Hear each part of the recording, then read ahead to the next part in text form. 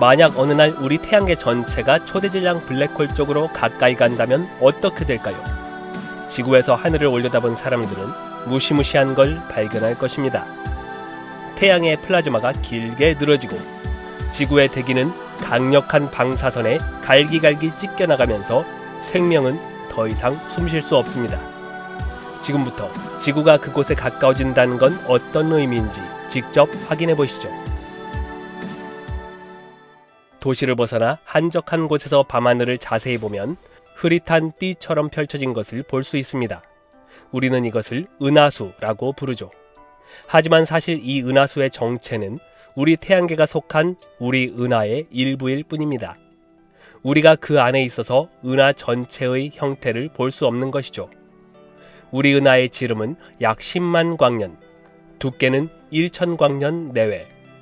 우리 은하 안에는 태양처럼 스스로 빛을 내는 별들이 약 4천억 개나 존재하고 수많은 행성, 성운, 그리고 블랙홀들이 함께 떠돌고 있습니다.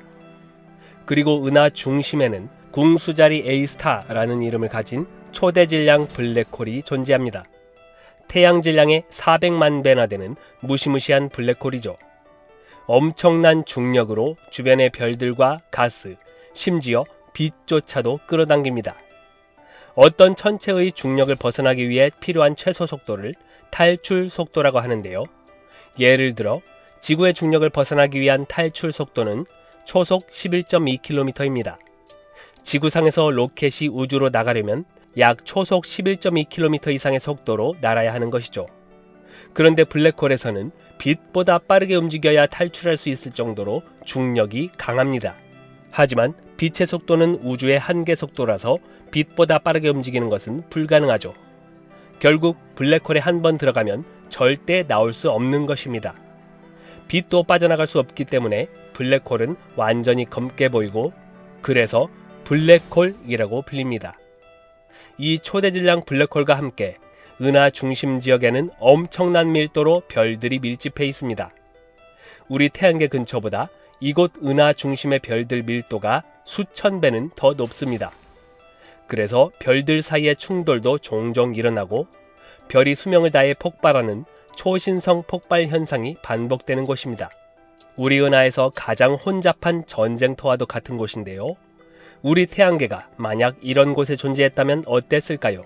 다행히도 우리는 이런 혹독한 환경의 은하 중심으로부터 약 26,000광년 떨어진 먼 곳에 위치해 있어서 우주적 재앙이 없는 평온한 삶을 누릴 수 있습니다. 무엇보다 은하 중심에 자리한 초대질량 블랙홀로부터 멀리 떨어져 있는 것이 다행스러운데요. 이 초대질량 블랙홀 주변에서는 시간과 공간조차 뒤틀릴 정도로 중력이 강하죠.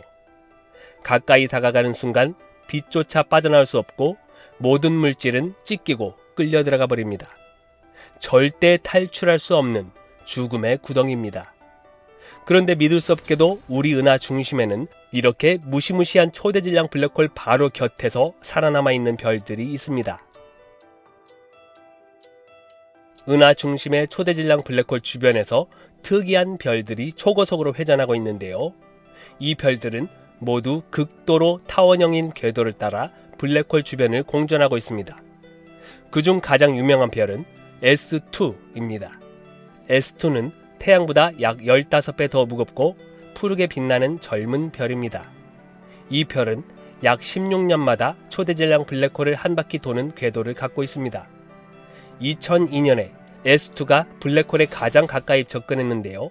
그 거리가 불과 120AU, 태양과 지구 사이의 거리의 120배이지만 블랙홀과 별 사이에서 이 정도 거리는 말도 안 되게 가까운 거리입니다. 당시 S2가 낸 속력은 무려 초속 7650km였는데요.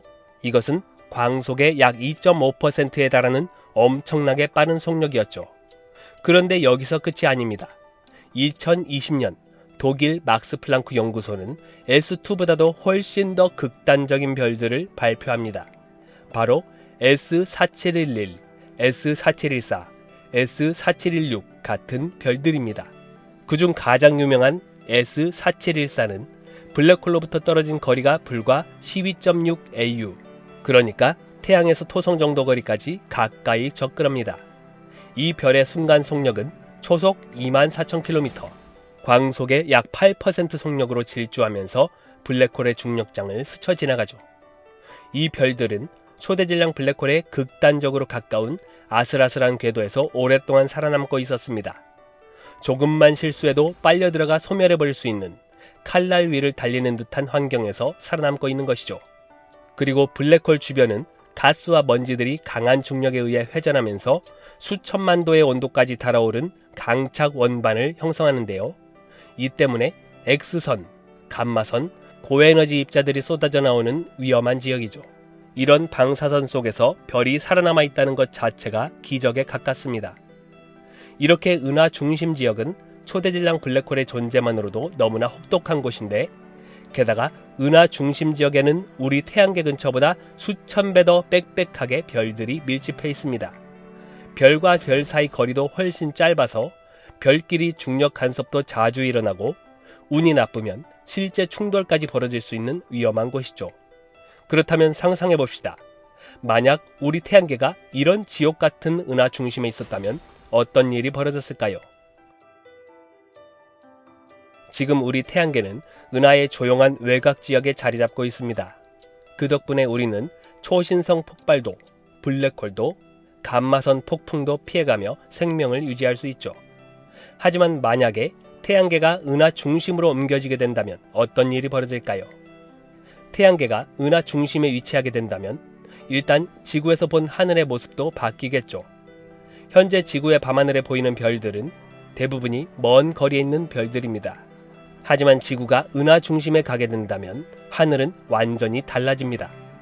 밤하늘을 올려다보면 별들이 마치 폭죽처럼 퍼져 있을 것입니다. 심지어 낮에도 별이 어렴풋이 보일 정도로 밝아질 겁니다. 별과 별 사이의 거리는 지금보다 훨씬 더 가까워지고 천문학자들이 쓰던 별자리 지도가 전혀 쓸모가 없게 되겠죠. 별들의 바닷속에서 살아가는 느낌일 것입니다. 보기에는 아름답지만 어쩐지 위험한 분위기가 느껴지시지 않나요? 그렇죠. 은하 중심은 우주 방사선의 지옥입니다. 별들이 많다는 건 그만큼 초신성 폭발도 자주 일어난다는 뜻이고, 그로 인한 감마선 폭발, X선, 고에너지 입자들이 지구 대기를 쉴 새 없이 강타합니다. 태양계가 그 한가운데에 놓이게 된다면 지구의 오존층은 쉽게 파괴되고 지 표면에는 DNA를 파괴할 수준의 자외선과 방사선이 도달하게 됩니다. 지구에 사는 생명체는 이런 환경을 견딜 수 없습니다. 바닷속 깊은 곳 혹은 지하에 숨어 살아야만 하죠. 결국 지상 문명은 유지될 수 없고 인류는 종말적 상황에 처하게 될 가능성이 큽니다. 그리고 또 하나의 치명적 문제, 바로 중력 교란입니다. 태양계는 현재 매우 안정적인 구조로 유지되고 있습니다. 태양이 중심에 있고 그 주위를 8개의 행성이 조용히 공전하죠. 하지만 은하 중심부는 상황이 다릅니다. 근처에 지나가는 거대한 항성, 블랙홀, 가스 구름이 끊임없이 중력 파동을 일으키면서 태양계를 간섭할 것입니다. 지구는 예상치 못한 방향으로 밀려날 수 있고 다른 행성들의 궤도도 일그러질 수 있습니다. 수백만 년에 걸쳐 태양계 전체가 붕괴하거나 해체될 가능성도 존재합니다. 무엇보다 가장 무서운 것은 초대질량 블랙홀의 존재인데요. 태양계가 초대질량 블랙홀에 가까워진다는 것은 그만큼 조성력의 영향을 받는다는 의미입니다. 조성력이란 한 천체의 먼 지점과 가까운 지점이 받는 중력의 크기가 달라서 일어나는 현상인데, 그 강도가 너무 클 경우에는 행성이나 별을 찢어버릴 수도 있습니다. 이로 인해 태양의 주변에서 이상한 현상이 나타나기 시작할 것입니다.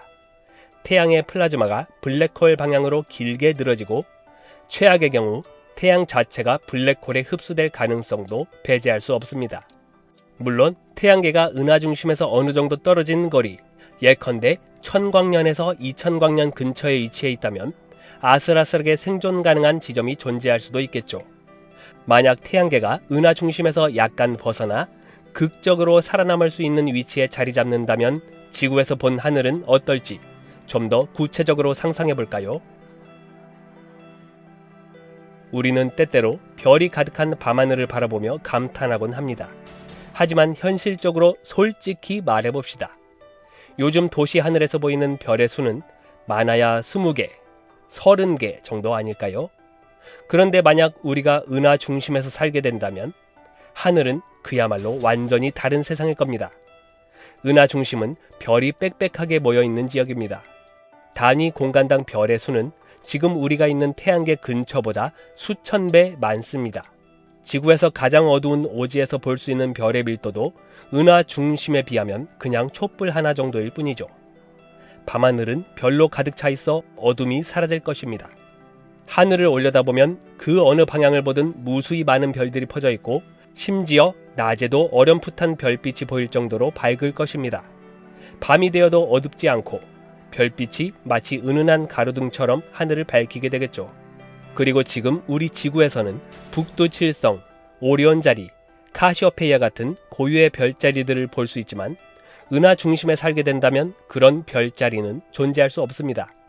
하늘에는 너무 많은 별이 존재해서 특정 별이 돋보이지도 않고 별자리를 구성할 수 있을 만큼 빈 공간이 없을 것이기 때문이죠. 개개의 별이 아니라 별 구름 단위로 밤하늘의 지도를 읽어야 할 것입니다. 또한 지금의 밤하늘에서는 흐릿한 띠처럼 보이는 은하수가 있는데요. 은하수는 우리 은하를 옆에서 보는 모습입니다. 만약 우리가 은하의 중심에 위치하게 되면 이 은하수 띠는 더 이상 띠가 아닙니다. 사방이 은하로 가득하게 될 것입니다. 은하의 별과 가스와 먼지들이 거대한 구체 형태로 하늘을 감싸게 될 겁니다. 하늘에는 빛나는 별들과 초대형 성단들로 가득 찬 은하 중심부가 보일 것입니다. 또 하나의 큰 차이점, 하늘이 매일 변한다는 사실입니다. 별똥별은 거의 매일같이 수십 개씩 떨어지고 초신성 폭발이 태양계 근처에서 한 세기에 수십 차례 발생할 수 있습니다. 심지어 하늘에서 특정 별이 점점 밝아지더니 갑자기 폭발하는 장면을 직접 관측하는 일도 드물지 않을 것입니다. 이런 하늘은 우리 눈에는 아름다워 보이겠지만 동시에 불안감과 공포를 함께 안겨주게 될 것입니다. 또 하나 궁금한 점, 우리 태양계가 은하 중심 근처에 있다면 은하 중심의 초대질량 블랙홀도 하늘에 보일까요? 놀랍게도 충분히 그럴 수 있습니다. 물론 블랙홀은 빛조차 빠져나올 수 없기 때문에 진짜 블랙홀의 실체는 볼 수 없습니다. 블랙홀 자체는 그냥 까만 덩어리일 뿐이죠. 하지만 블랙홀 주변을 감싸고 있는 뜨거운 가스와 먼지, 이른바 강착 원반은 엄청난 열을 내며 밝게 빛납니다. 마치 불타는 도넛처럼 말이죠. 그래서 블랙홀은 완전한 까만 점이 아니라 가운데가 텅 비고 주변이 빛나는 도넛처럼 보입니다. 실제로 과학자들이 2022년에 찍은 사진이 있는데요. 우리 은하 중심의 초대질량 블랙홀의 실제 모습이죠. 진짜 도넛처럼 생겼습니다. 그리고 신기한 게 또 있습니다. 이 도넛은 완전히 대칭이 아닙니다. 한쪽은 더 밝고 한쪽은 더 어두운데 그것은 강착 원반이 엄청나게 빠르게 회전하고 있기 때문입니다. 이로 인해 도플러 현상이 나타나는데요.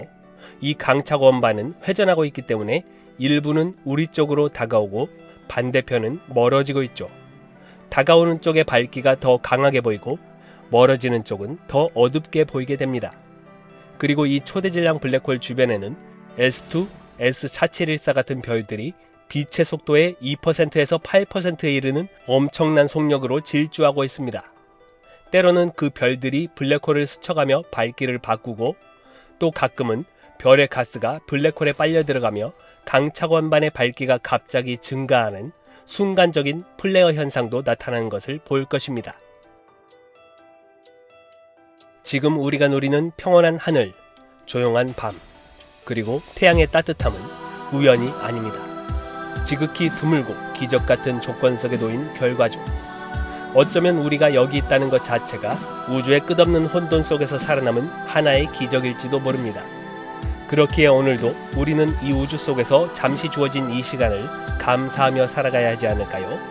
우리는 은하의 변방에서 기적처럼 살아남은 귀한 존재입니다. 우리가 살고 있는 태양계는 약 4천억 개의 또 다른 태양들이 모여있는 거대한 은하라는 천체 구조 속에 있죠. 4천억 개의 별이 소용돌이치는 우리 은하의 중심에는 무엇이 있을까요? 그곳에는 엄청난 중력이 모든 것을 집어삼키는 거대한 존재가 자리잡고 있습니다. 바로 초대질량 블랙홀, 궁수자리 A 스타입니다.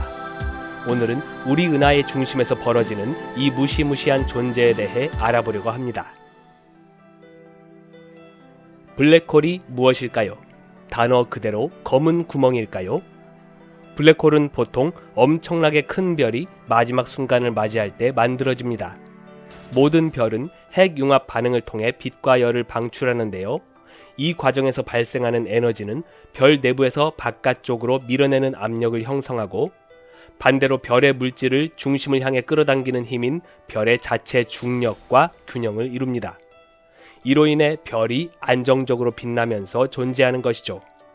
별의 중심에서는 수소 원자들이 융합하여 헬륨을 만들고, 헬륨이 다시 탄소, 산소, 규소 등을 거쳐서 마지막에는 철까지 만들어집니다. 그런데 철은 더 이상 핵융합을 통해 에너지를 방출할 수 없는 원소입니다. 따라서 이 단계에 이르면 중심부의 핵융합이 멈추면서 내부에서 바깥쪽으로 밀어내는 압력이 사라지죠. 이때 강력한 중력이 중심부를 빠르게 붕괴시키기 시작합니다. 중심부가 붕괴하면서 내부 온도가 급상승하여 전자와 양성자가 결합해 중성자로 변환됩니다. 이 과정에서 강력한 충격파가 발생하고 바깥층이 폭발하는 초신성 폭발 현상이 일어납니다. 초신성 폭발 후 남은 중심부의 잔해가 태양 질량의 약 3배 이상으로 무거우면 중력에 의해 중심이 계속 붕괴하게 됩니다. 결국 밀도가 무한대가 되어버려서 강력한 중력이 모든 걸 빨아들이는 블랙홀이 되는 것입니다. 중력이 너무 강해서 빛조차 빠져나올 수 없는 무시무시한 존재입니다. 일반적인 블랙홀은 이렇게 별이 죽으면서 만들어지는데요. 우리가 사는 은하의 중심에는 일반적인 블랙홀과는 비교도 안 되는 무시무시한 초대질량 블랙홀이 존재합니다. 우리가 흔히 알고 있는 블랙홀은 항성질량 블랙홀이라고 불립니다. 이런 블랙홀은 보통 태양 질량의 몇 배에서 수십 배 정도 크고 우리 은하 안에도 1억 개 이상 있을 거라고 추정됩니다. 그럼 초대질량 블랙홀은 뭐가 다를까요? 일반적인 블랙홀이 태양 질량의 10배에서 100배 정도라면 초대질량 블랙홀은 태양의 수백만 배에서 수십억 배까지도 커질 수 있습니다. 이 사진 보신 적 있나요? 인류가 최초로 2019년에 이벤트 호라이즌 망원경을 이용해 촬영한 초대질량 블랙홀의 실제 사진입니다. 이 블랙홀은 태양 질량의 65억 배입니다. 블랙홀의 직경이 약 380억 킬로미터로 우리 태양계 전체를 한 입에 삼킬 수 있는 크기죠. 일반적인 블랙홀의 직경은 기껏해야 수십 킬로미터에서 수백 킬로미터로 도시 하나 크기에서 한 나라의 크기 정도밖에 되지 않는데요. 태양계 전체를 삼킬 정도의 엄청난 크기를 자랑하는 초대질량 블랙홀은 어떻게 이렇게 커졌을까요? 작은 블랙홀이 점점 커진 걸까요? 어떤 면에서는 그 말이 맞다고 볼 수도 있습니다. 블랙홀은 주변의 가스와 먼지, 심지어 별까지 집어삼키면서 점점 커집니다. 그리고 가끔 블랙홀끼리 충돌하면서 더 커지기도 하죠. 대부분의 초대질량 블랙홀은 은하의 중심에 위치하고 있는데요. 우리 은하의 중심에도 역시 초대질량 블랙홀이 존재합니다. 우리 은하 중심에 위치하면서 지구로부터 가장 가까운 초대질량 블랙홀, 궁수자리 A 스타로 가봅시다. 궁수자리 A 스타라는 이름의 이 거대한 블랙홀은 우리 은하 중심에서 수많은 별들의 궤도를 휘어잡고 있습니다. 이 블랙홀의 질량은 태양 질량의 약 400만 배입니다.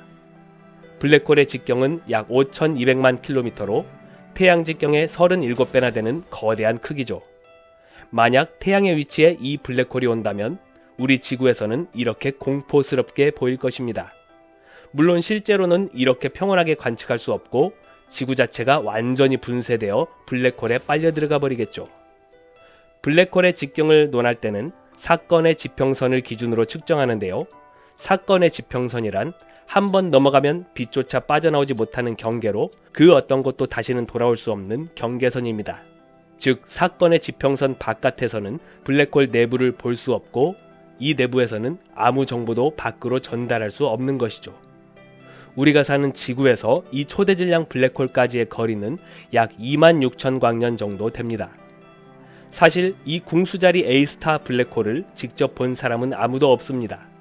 그런데 어떻게 존재하는 걸 알았을까요? 1900년대 초반 천문학자들은 우리 은하의 중심을 관찰하려고 했습니다. 하지만 문제는 엄청난 먼지와 가스구름 때문에 관찰할 수가 없다는 것이었습니다. 마치 짙은 안개 속에서 무언가를 찾는 느낌이었죠. 그런데 1930년대에서 40년대에 전파 천문학이 발전하면서 과학자들은 전파 망원경을 사용하기 시작했습니다. 그리고 1950년대에 궁수자리 방향에서 강한 전파 신호가 잡혔죠. 1974년 천문학자 브루스 발릭과 로버트 브라운은 이 전파가 발생하는 지점이 굉장히 강하고 뚜렷하다는 걸 알아냈는데, 하지만 여전히 이것이 정확히 무엇인지는 몰랐습니다. 그냥 뭔가 강력한 게 있다 정도만 알았던 것이죠. 이 존재가 궁수자리 방향에 있고 특별하다는 의미로 궁수자리 A스타라고 이름만 지어졌습니다. 1990년대 이후로 독일과 미국의 천문학 연구팀이 은하 중심에 있는 별들을 추적하면서 이상한 일이 벌어졌습니다. 보이지 않는 무언가를 중심으로 별들이 엄청난 속도로 회전하고 있었는데요. 특히 S2라는 별은 16년 주기로 광속의 2.7%에 달하는 엄청난 속도로 공전하고 있었습니다. 이걸 설명할 방법은 단 하나였습니다. 보이지 않는 엄청난 질량의 무언가가 중력을 발휘하고 있다. 과학자들이 계산해 본 결과 그 별들을 이렇게 빠르게 움직이게 하려면 태양 400만 개 정도의 질량이 아주 작은 공간에 모여 있어야 한다는 것이 나왔는데, 그렇다면 이것의 정체는 블랙홀밖에 답이 없었죠. 2008년에 연구팀은 이 데이터를 발표하면서 궁수자리 A스타가 사실 우리 은하 중심에 있는 초대질량 블랙홀이라고 확신했습니다. 그리고 2020년에는 이 공로로 라이나르트 겐첼과 앤드리아 게즈가 노벨 물리학상까지 받았죠. 2022년에는 세계 여러 나라의 천문학자들이 힘을 합쳐서 이벤트 호라이즌 망원경을 이용해 궁수자리 A스타의 모습을 찍는 데 성공하기에 이르렀습니다. 마침내 우리 은하 중심에 있는 블랙홀의 얼굴을 직접 보게 된 것입니다. 이 무시무시한 초대질량 블랙홀이 우리 은하 중심에 떡하니 자리 잡고 있는데, 그렇다면 우리 은하 전체에 미치는 영향은 어떨까요? 이 블랙홀은 엄청난 중력을 가지고 있어서 덕분에 우리 은하가 중심을 유지하고 있습니다. 비유하자면 궁수자리 A스타는 마치 놀이공원의 회전목마 중심축 같은 것이죠. 중심축이 튼튼해야 목마들이 원을 그리면서 잘 돌겠죠. 우리 은하도 초대질량 블랙홀이 강한 중력을 발휘하면서 은하 중심부의 별들과 가스를 꽉 잡고 있어서 은하 전체 구조가 유지될 수 있는 것입니다. 한편 이렇게 강력한 블랙홀이 은하 중심에 있으면 은하를 중심으로 돌고 있는 우리 태양계와 지구에 위협적인 요소가 되지 않을까라고 생각할 수도 있는데요. 다행히 궁수자리 A스타는 우리 태양계에 큰 영향을 미치지 않습니다. 왜냐하면 태양계는 은하 중심에서 약 26,000광년이나 떨어져 있어서 도시 중심에서 벗어난 외딴 마을에서 조용히 사는 것과 같기 때문입니다. 우리 은하 중심의 거대한 심장, 궁수자리 A스타 이야기였습니다. 다음에는 어떤 이야기가 기다리고 있을까요? 우주 플리즈였습니다. 우리 지구가 속한 태양계는 지름이 10만 광년이나 되는 거대한 은하 속에 들어있습니다. 그리고 이 우주 공간에는 우리 은하 외에도 수없이 많은 거대한 은하들이 존재하죠. 가깝고도 거대한 은하 중에 대표적으로 안드로메다 은하가 있습니다. 그런데 이 안드로메다 은하는 지금 이 순간에도 우리 은하를 향해 시속 40만 킬로미터로 질주하고 있습니다. 총알보다 100배나 빠르게요. 결국 먼 미래에 우리 은하와 안드로메다 은하는 아주 가까워져서 충돌할 수도 있는데요. 두 은하가 서로 만나 충돌할 확률이 50%나 됩니다. 그렇다면 이 거대한 충돌이 일어나는 과정에서 지구에서 보이는 밤하늘은 어떻게 달라질까? 너무 궁금한데요. 상상 이상으로 아름답고 놀라운 변화가 앞으로 수십억 년 동안 천천히 펼쳐질 것입니다. 지금부터 수십억 년 동안 천천히 변화하게 될 지구에서 본 밤하늘의 모습을 미리 만나보겠습니다. 안드로메다 은하는 지금 우리로부터 약 250만 광년 떨어진 곳에 있습니다. 아주 맑은 날에 도시 불빛이 없는 한적한 곳에 가서 밤하늘을 자세히 보면 이 안드로메다 은하를 흐릿한 점 하나로 볼 수 있습니다. 망원경으로 보면 은하의 거대한 나선팔까지 보이면서 정말 아름다운 모습을 감상할 수 있죠. 안드로메다 은하의 시직경은 약 3도로 달의 시직경보다 6배나 크게 보입니다. 육안으로는 잘 안 보이기 때문에 평소에는 우리가 인식하지 못하지만 실제로는 밤하늘에서 꽤 넓은 영역을 차지하고 있죠. 250만 광년이나 떨어져 있는데도 이렇게 크게 보인다는 것은 이 은하가 엄청나게 거대하다는 뜻인데요. 지름이 22만 광년으로 우리 은하의 지름보다 2배가 넘는 아주 거대한 은하입니다. 이 은하 안에는 무려 1조 개가 넘는 엄청난 수의 별이 모여 있습니다. 그런데 무서운 사실은 지금 이 순간에도 이 거대한 안드로메다 은하가 통째로 총알 속력의 100배가 넘는 초속 110km의 엄청난 속력으로 우리 은하를 향해 달려오고 있습니다. 지금으로부터 10억 년이 지난 후 밤하늘을 보면 뭔가 이상한 점이 눈에 띄게 될 것입니다. 안드로메다 은하가 가까워져 우리 은하와의 중력 상호작용이 일어나게 되면서 우리 은하 내 별들의 궤도에도 영향을 주게 됩니다. 우리에게 익숙한 북두칠성, 오리온 자리, 카시오페이아 같은 별자리들, 이 모든 별들이 지금보다 몇 광년씩 자리를 옮기면서 밤하늘의 지도는 점점 우리가 알던 모습에서 멀어져 갑니다. 그리고 하늘 한쪽에 이상할 정도로 밝은 무언가가 뜨기 시작하죠. 망원경 없이도 보이는 거대한 성운처럼 퍼져있는 빛, 바로 안드로메다 은하가 맨눈으로도 뚜렷하게 보일 만큼 가까워진 것입니다. 이때부터 안드로메다 은하가 은하수와 비슷한 밝기로 보이기 시작할 것입니다. 은하수 아시죠? 시골로 가서 구름 없이 맑은 밤하늘을 보면 은하수는 육안으로도 관측이 가능합니다. 은하수를 본다는 것은 우리 은하의 평면을 보는 것입니다. 즉 은하 안에서 은하를 보고 있는 풍경인 셈이죠. 이렇게 10억 년 후에는 안드로메다 은하와 우리 은하, 이 두 개의 은하가 밤하늘에 동시에 떠 있는 것을 보게 될 것입니다. 20억 년 후 밤하늘을 올려다보면 지금 우리가 알던 하늘과는 완전히 다른 모습으로 바뀌어 있을 것입니다. 안드로메다 은하는 이제 더 이상 작은 점이 아닙니다. 달보다 훨씬 크고 밝게 하늘 한가운데를 가득 채우고 있죠. 심지어 맨눈으로도 그 거대한 나선팔 구조를 희미하게나마 식별할 수 있을 정도입니다. 밤하늘의 절반 가까이를 점령한 채로 펼쳐진 모습은 누구든 한눈에 그 압도적인 존재감을 느낄 수 있게 만들 것입니다.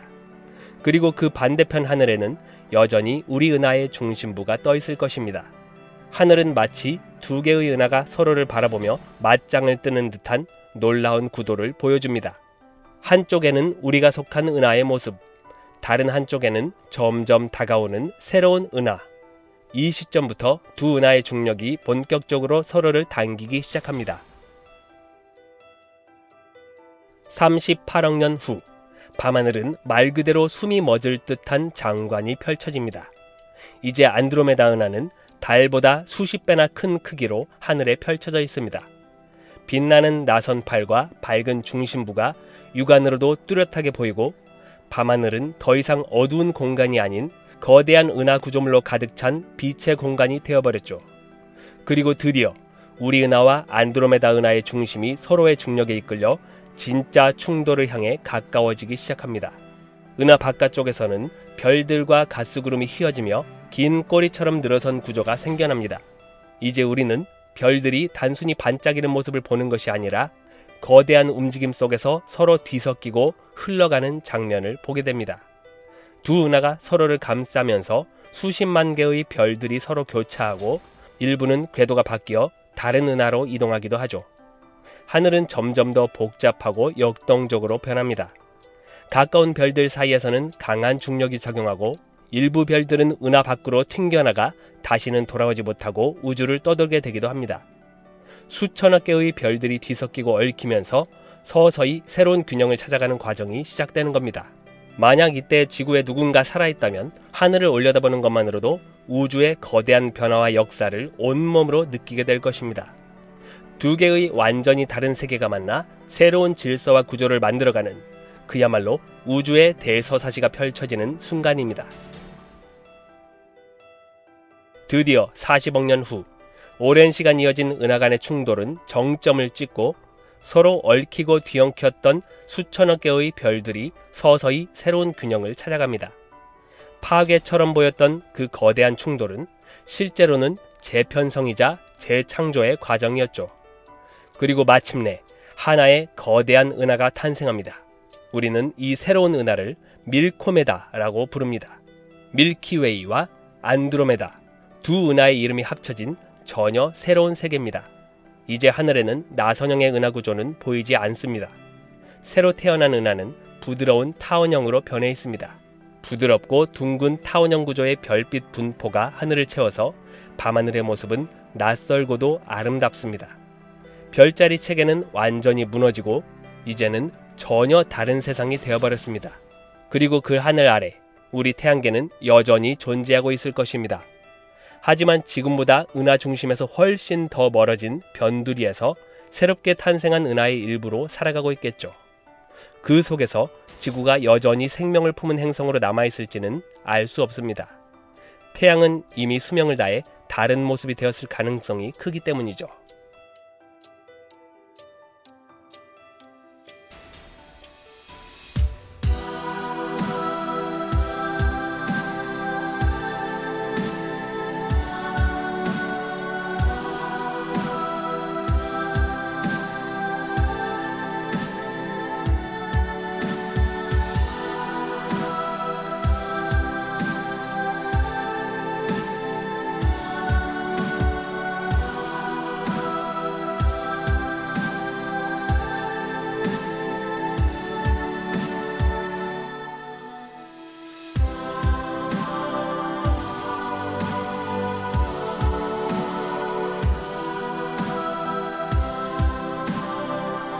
수십억 년 뒤 지구의 밤하늘은 지금과는 완전히 다른 모습일 겁니다.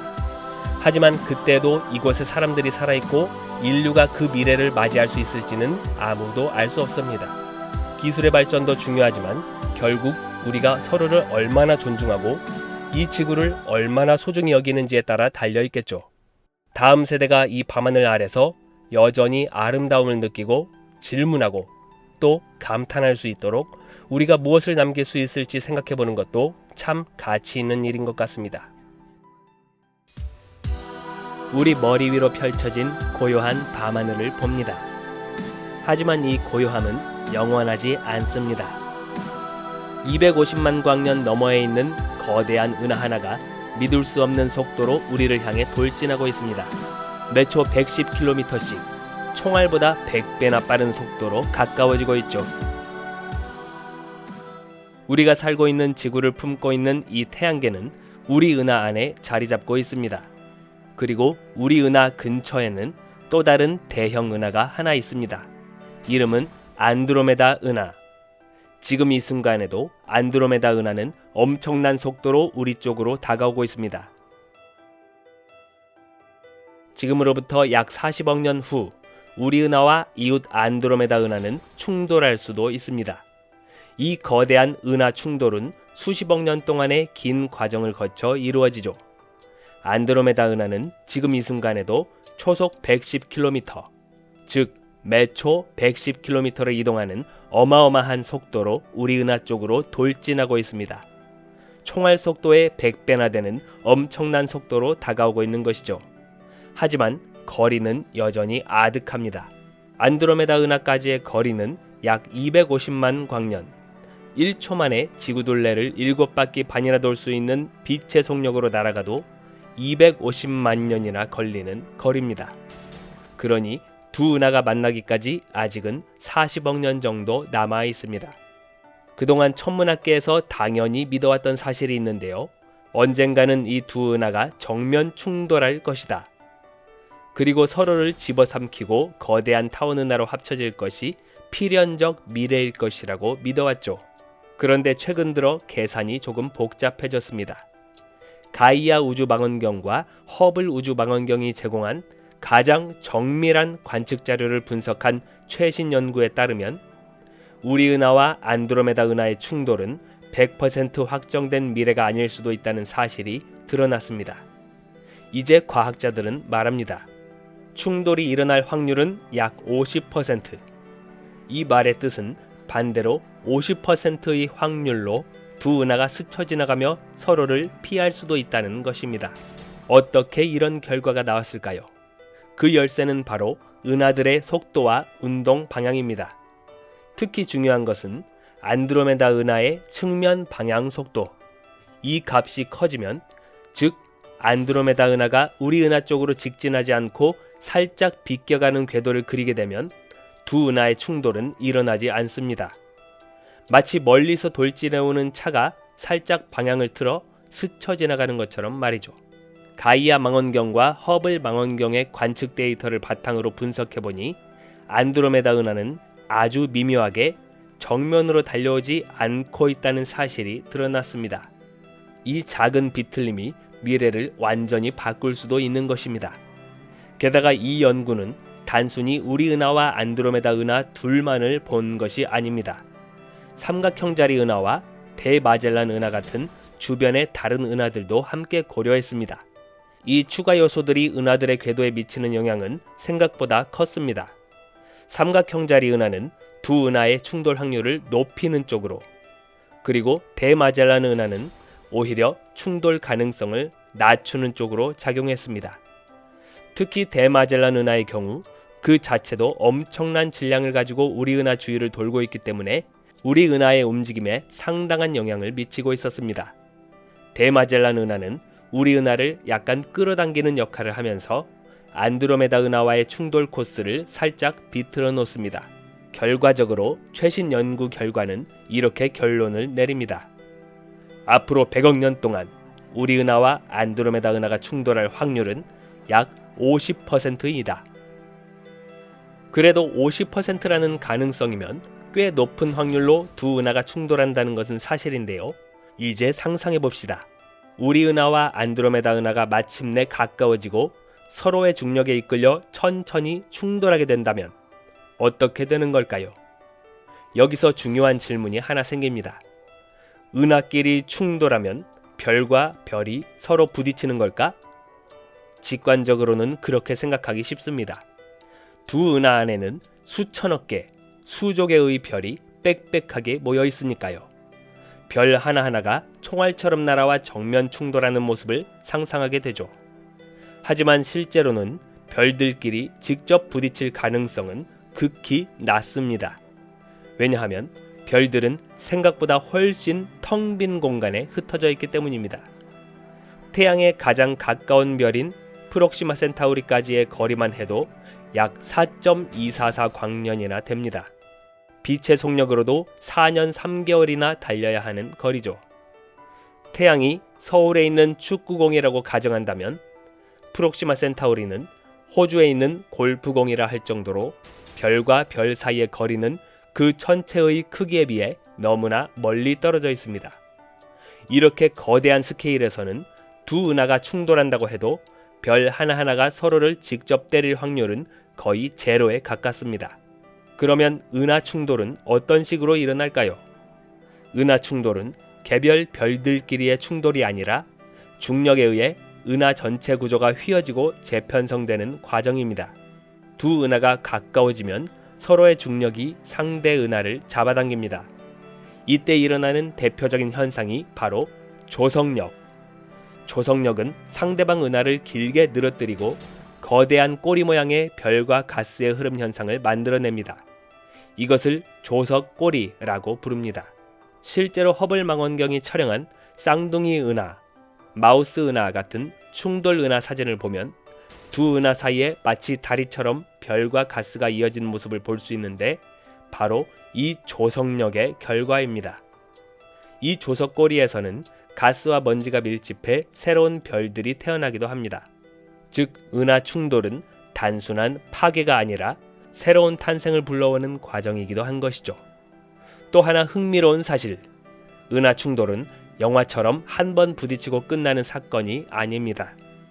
거대한 두 개의 은하는 처음에는 가까워졌다가 서로 지나가면서 중력으로 꽉 잡히게 되고 다시 되돌아와 또 부딪히고 이 과정을 수차례 반복합니다. 이때 중요한 역할을 하는 것이 바로 동력학적 마찰입니다. 동력학적 마찰이란 은하가 다른 은하를 통과할 때 자기 뒤에 밀집된 꼬리 같은 중력 흔적을 남깁니다. 이 중력 꼬리가 은하를 잡아당기면서 점점 속도를 느리게 만드는 현상입니다. 결과적으로 은하는 운동 에너지를 잃고 점점 느려지고 중심으로 몰리게 됩니다. 반복되는 충돌과 동력학적 마찰 덕분에 두 은하는 점점 에너지를 잃고 서로 포개지듯이 합쳐지게 됩니다. 그렇다면 충돌이 끝나면 어떤 은하가 탄생할까요? 지금 우리 은하와 안드로메다 은하는 둘 다 나선 은하입니다. 화려한 나선팔을 가진 젊고 활기찬 은하들이죠. 하지만 충돌이 끝난 뒤에는 그 아름다운 나선팔 구조는 완전히 사라집니다. 대신 무겁고 거대한 둥글고 팽창한 모양의 타원 은하가 탄생할 겁니다. 별들은 뒤죽박죽 섞이게 되고 새로운 별들이 급격히 탄생했다가 천천히 노화해가는 길을 걷게 됩니다. 이렇게 탄생한 타원 은하는 별 탄생이 거의 멈춘 고요하고 묵직한 노년기의 은하로 변신하게 되는 것이죠. 그리고 그 중심부에는 각각의 은하가 품고 있던 초대질량 블랙홀이 서서히 서로를 향해 끌려가면서 거대한 블랙홀 병합이 발생할 것입니다. 이렇게 우주에서 벌어지는 사건은 언제나 단순하지 않습니다. 우리 은하와 안드로메다 은하의 거대한 충돌 시나리오도 처음에는 두 은하만을 생각하면 100% 확실해 보였죠. 두 개의 거대한 나선 은하가 중력에 끌려 머지않아 반드시 하나로 합쳐질 것이라고 믿었는데요. 하지만 최근 연구는 이 시나리오가 너무 단순한 생각이었다는 것을 깨닫게 했죠. 새로운 변수들이 등장했기 때문인데 그게 무엇이었죠? 바로 삼각형자리 은하 그리고 대마젤란 은하. 이 두 작은 은하는 생각보다 훨씬 중요한 역할을 하고 있었습니다. 먼저 삼각형자리 은하를 살펴봅시다. 이 은하는 우리 은하보다 훨씬 작은 규모의 나선 은하입니다. 하지만 작다고 해도 무려 수백억 개 이상의 별을 품고 있습니다. 이 은하 전체의 질량은 대략 태양 질량의 3천억 배에 달합니다. 이 은하는 지금 안드로메다 은하 주위를 돌고 있는 위성 은하입니다. 그런데 이 삼각형자리 은하가 은근히 우리 은하와 안드로메다 은하 사이의 중력 균형에 영향을 미치고 있습니다. 최신 시뮬레이션에 따르면 삼각형자리 은하가 끼어들면 안드로메다 은하의 측면 방향 운동이 약간 줄어듭니다. 즉 안드로메다가 더 정면으로 우리 은하를 향해 돌진하게 된다는 뜻이죠. 이 미세한 변화 하나가 은하 충돌의 가능성을 꽤 높이는 결과를 가져옵니다. 그래서 삼각형자리 은하는 우리 은하와 안드로메다 은하의 충돌 가능성을 60에서 66%까지 끌어올리는 역할을 합니다. 반면에 대마젤란 은하는 완전히 다른 방향으로 작용합니다. 이 은하는 현재 우리 은하를 공전하고 있는 가장 큰 위성 은하입니다. 질량은 태양 질량의 1,500억 배, 규모는 삼각형자리 은하보다 약간 작지만 우리 은하 가까이에 딱 붙어있는 만큼 훨씬 강한 중력 효과를 미치고 있습니다. 지금 이 순간에도 대마젤란 은하는 우리 은하 자체를 끌어당기고 그 운동 방향을 살짝 바꿔놓고 있습니다.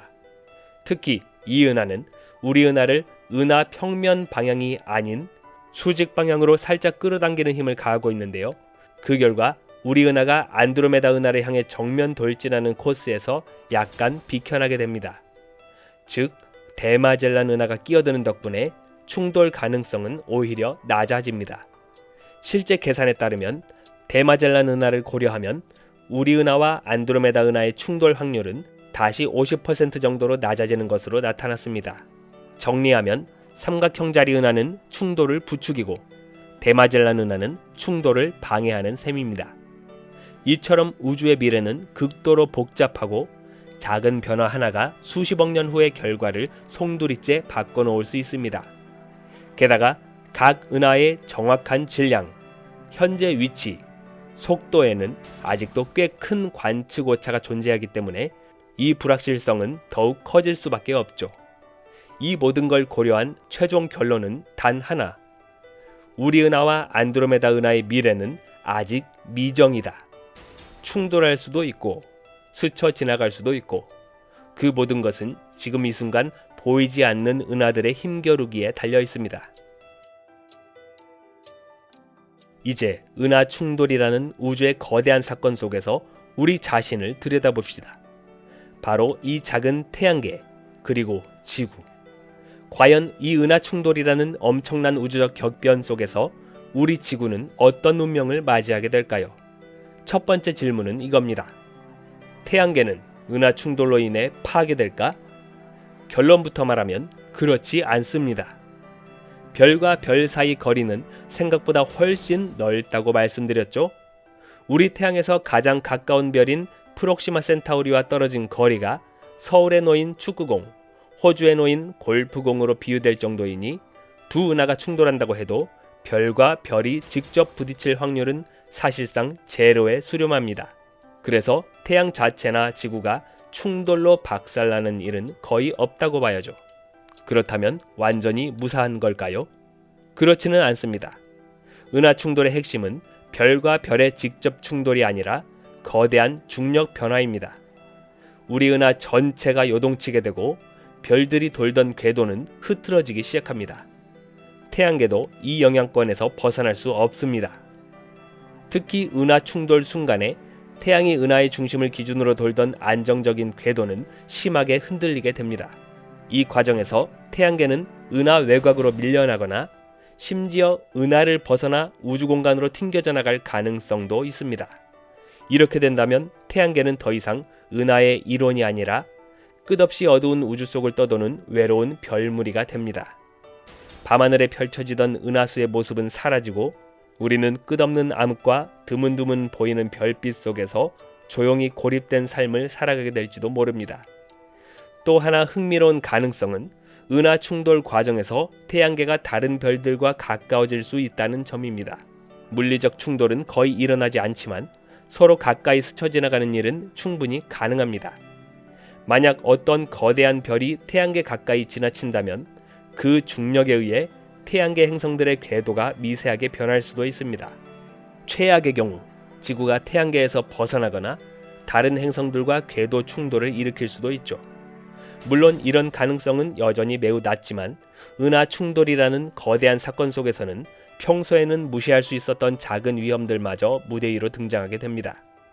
하지만 이 거대한 우주적 사건들보다도 훨씬 더 직접적이고 확실하게 지구를 위협하게 될 존재가 있습니다. 바로 우리 곁에 있는 가장 가까운 별, 태양입니다. 우리 은하와 안드로메다 은하의 충돌은 약 40억 년 후 일어날 예정입니다. 그런데 우리 태양도 이제 남은 수명이 약 50억 년 정도밖에 남지 않았습니다. 그 시간이 다가오면 태양은 중심부의 수소 연료를 다 태우고 새로운 단계로 들어섭니다. 바로 적색 거성 단계. 태양은 지금보다 수백 배 부풀어 올라 지구 궤도에까지 닿게 됩니다. 수성과 금성은 태양 대기 속으로 삼켜지고 지구 역시 그 가장자리에서 극심한 열기에 노출되면서 지표면은 완전히 불타버릴 것입니다. 대기는 모두 증발하고 바다는 끓어오르면서 생명은 단 한 종조차 살아남을 수 없는 죽음의 행성으로 변해버리는 것이죠. 설령 지구가 물리적으로 삼켜지지 않고 살아남는다 해도 그 모습은 상상하기 힘든 불타는 황폐한 암석일 뿐입니다. 오늘 본 모든 일들은 아주 먼 미래의 이야기입니다. 우리는 지금 이 평화로운 지구 위에서 매일매일 소중한 시간을 살아가고 있죠. 그러니까 오늘 밤 하늘을 올려다볼 때 그냥 이렇게 생각해보세요. 우주도 바쁘게 움직이고 있구나.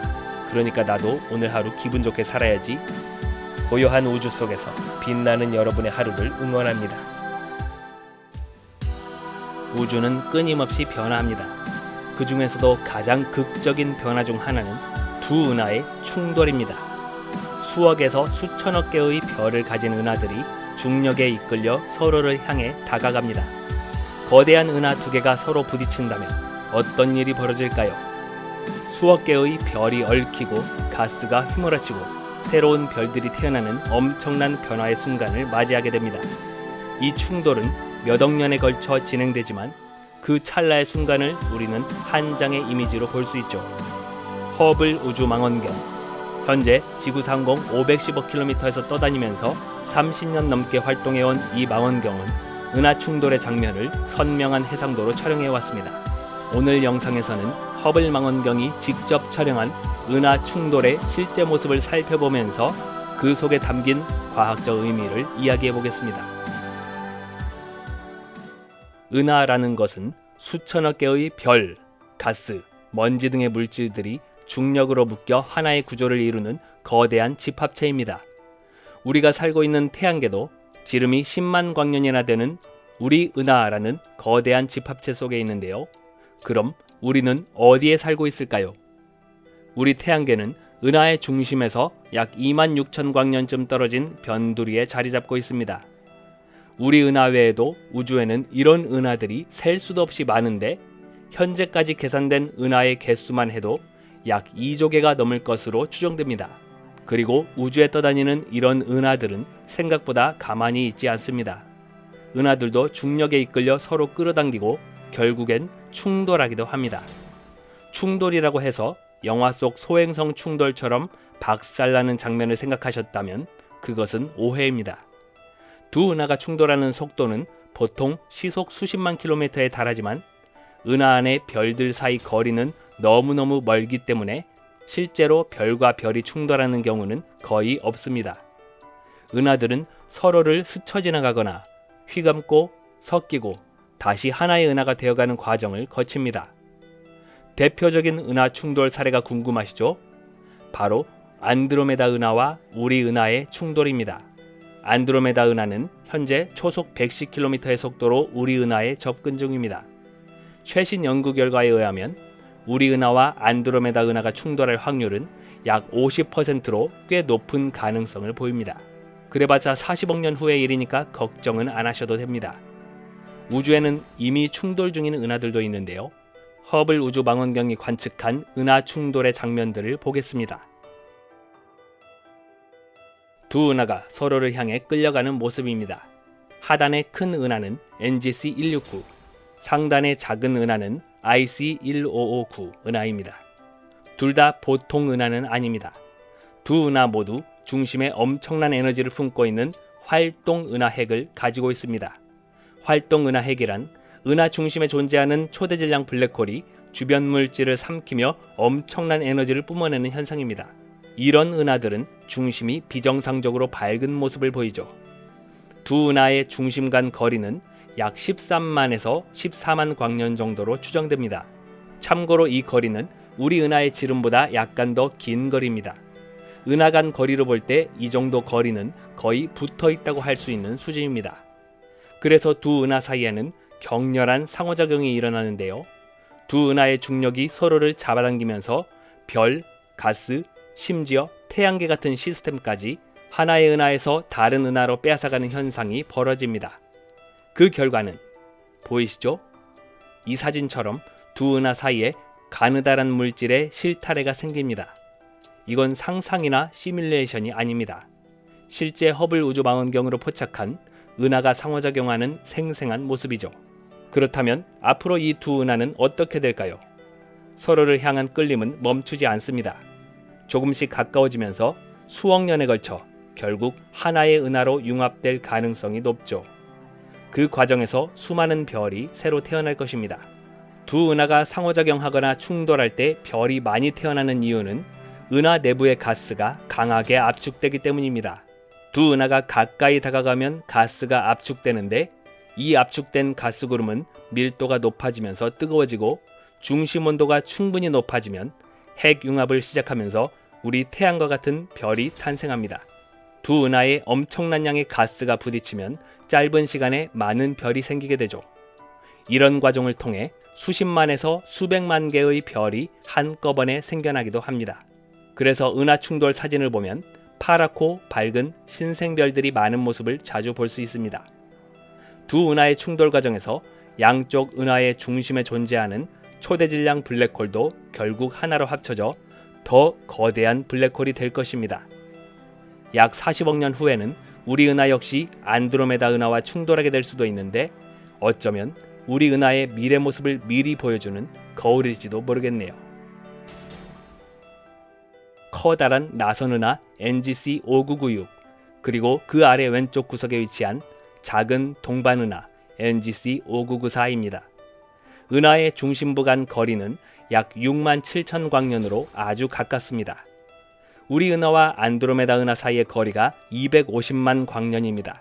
우리 은하의 위성 은하인 대마젤란 은하와의 거리도 16만 광년인데 비교해보면 이 두 은하는 정말 붙어 있다고 말해도 될 정도죠. 두 은하는 중력으로 서로를 강하게 끌어당기며 상호작용하고 있습니다.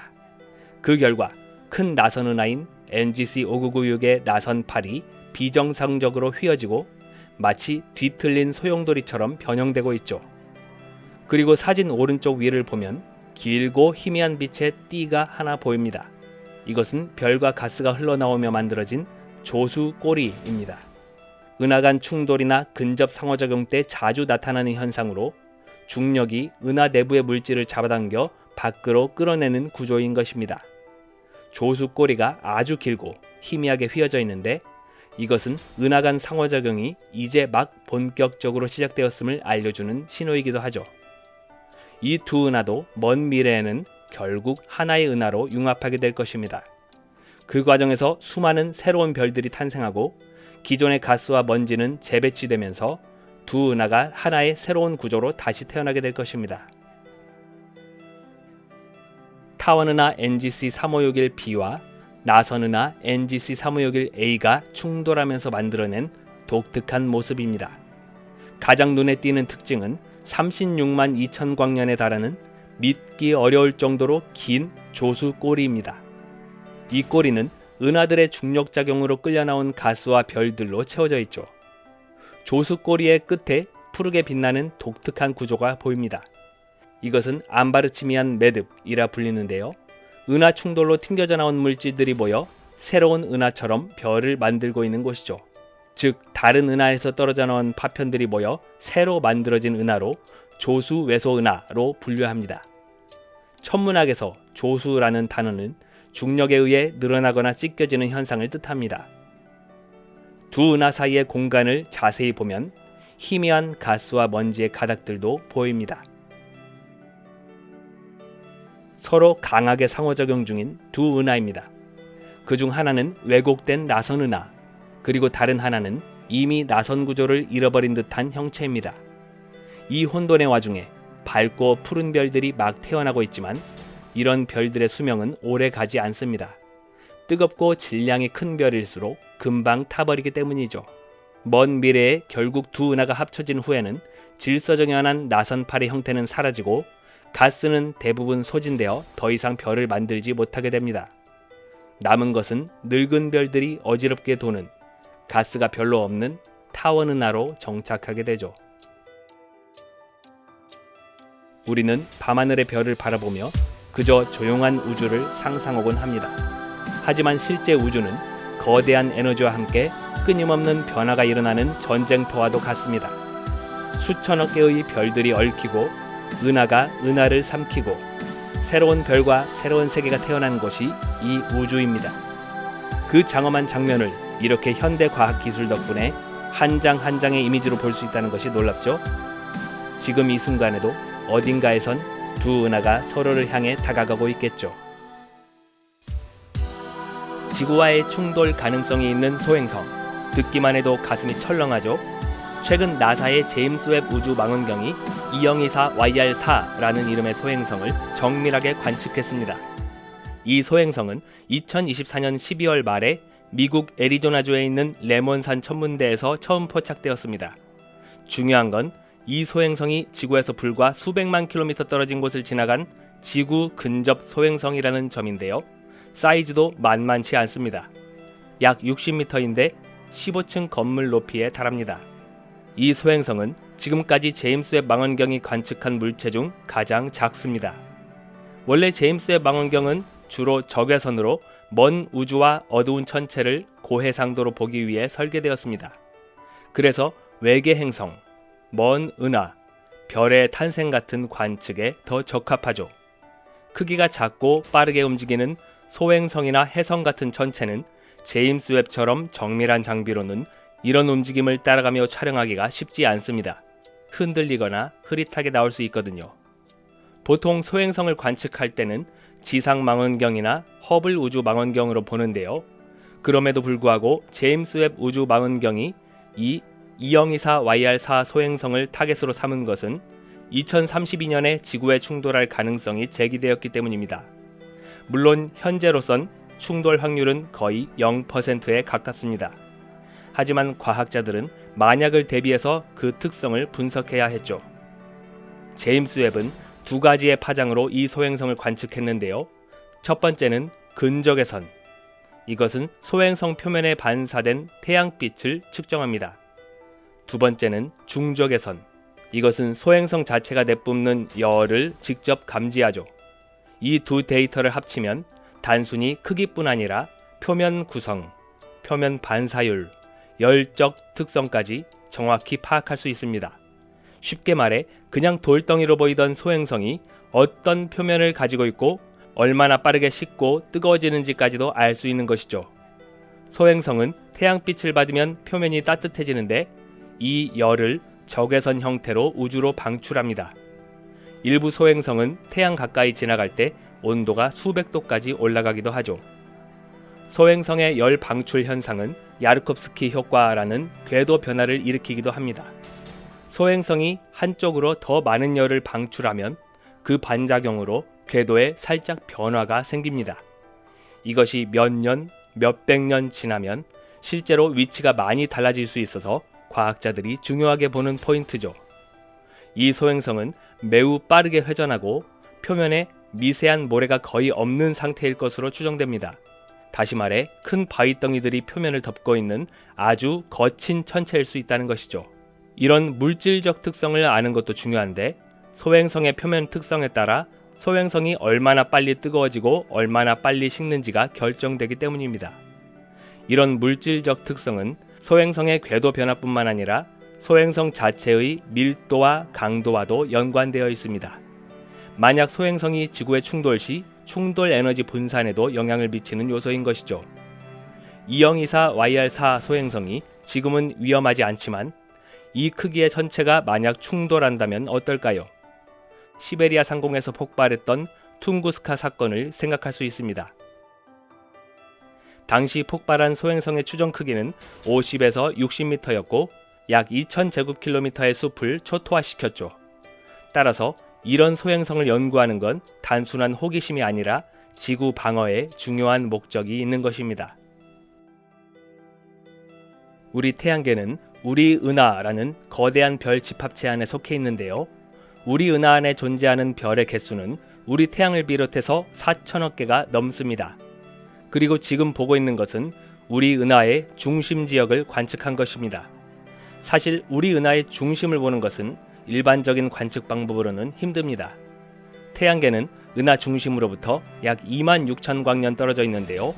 1초 만에 지구둘레를 7바퀴 반이나 돌 수 있는 빛의 속력으로 가도 26,000년이 걸리는 엄청난 거리죠. 우리가 사는 지구에서 이 머나먼 우리 은하의 중심을 관측하려면 그 사이에 퍼져 있는 두꺼운 성간먼지를 뚫고 봐야 합니다. 그래서 먼지를 뚫고 그 너머를 관측할 수 있는 적외선 망원경이나 전파 망원경을 이용해야 합니다.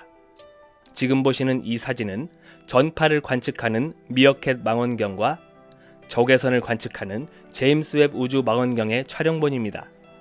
제임스 웹이 촬영한 이 지역은 우리 은하 중심에 존재하는 궁수자리 A 스타라는 초대질량 블랙홀에서 약 200광년 떨어진 곳에 위치한 궁수자리 C라는 곳입니다. 이곳은 별들이 형성되는 곳이죠. 별이 어떻게 만들어질까요? 우주에 떠있는 가스와 먼지 구름이 뭉쳐서 그 중심이 점점 뜨거워지고 밀도가 높아져 원시별이 됩니다. 중심 온도가 아주 높아지면 수소 핵 융합이 시작되고 이때부터 진짜 별이 되어 스스로 빛나기 시작하는 것이죠. 우리 태양도 이와 같은 과정을 거쳐 만들어졌을 겁니다. 특별히 이곳을 보면 가스와 우주먼지의 밀도가 높아서 상식적으로는 별이 아주 많이 형성되어야 할 것 같습니다. 그런데 이상하게도 이곳에서는 별이 만들어지는 속도가 너무너무 느립니다. 왜일까요? 뭔가가 그 과정을 방해하고 있는 것일까요? 이 질문에 대한 답을 준 것은 두 개의 최첨단 관측 장비였습니다. 제임스 웹 우주 망원경과 미어캣 전파 망원경. 전파 망원경의 데이터를 보니 거대한 자기장이 보입니다. 이 자기장이 우주 가스를 압축시키는 경우에는 별이 태어나게 하기도 하지만 자기장이 너무나 강하면 오히려 별 형성을 억제합니다. 별이 만들어지려면 가스 구름이 중력으로 인해 뭉쳐야 하는데 자기장이 너무 강하면 자기력선이 마치 고무줄처럼 당겨지면서 반발력을 만들어 결과적으로 가스가 뭉쳐지지 않고 별이 형성되는 걸 억제하는 것입니다. 그럼에도 이번 제임스 웹의 관측에서 태양 질량의 무려 20배가 넘는 원시별 2개를 포착했고 원시별이 될 만한 후보도 5개를 봤습니다. 그리고 원시별에서 뿜어져 나오는 제트 유출 현상도 관측했죠. 제트 유출 현상이란 원시별이 물질을 빠르게 흡수하면서 일부 남는 물질을 빠르게 뿜어내는 현상입니다. 이렇게 나름대로 적은 수의 별이 만들어지는 한편 미어캣 전파망원경이 넓게 촬영한 것을 보면 수십에서 수백 광년을 뻗어나가는 자기장이 보입니다. 그럼 이런 자기장이 생기는 원인이 무엇일까요? 아까 우리 은하 중심에 무엇이 있다고 했죠? 원인은 바로 초대질량 블랙홀이었습니다. 블랙홀 자체는 빛도 못 빠져나올 만큼 강력하지만 그 주위를 도는 가스와 먼지가 빠르게 회전하면서 강력한 자기장을 생성합니다. 그리고 이 강력한 자기장이 가스의 뭉침을 막아서 별이 형성되지 못하도록 방해한다는 것이죠. 이곳의 환경이 이렇게 극도로 거친 환경인데도 적은 수의 별이라도 태어나고 있다는 것이 신기할 따름이네요. 우주 한가운데 마치 예술작품처럼 보이는 아름답고도 기묘해 보이는 천체가 떠 있습니다. 이것은 아인슈타인의 이론이 현실이 된 순간을 보여주는 특별한 현상인데요.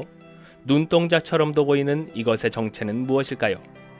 이것은 지구에서 약 48억 광년 떨어진 곳에 존재하는 스맥스 J0028.27537이라는 복잡한 이름을 가진 거대한 은하단입니다.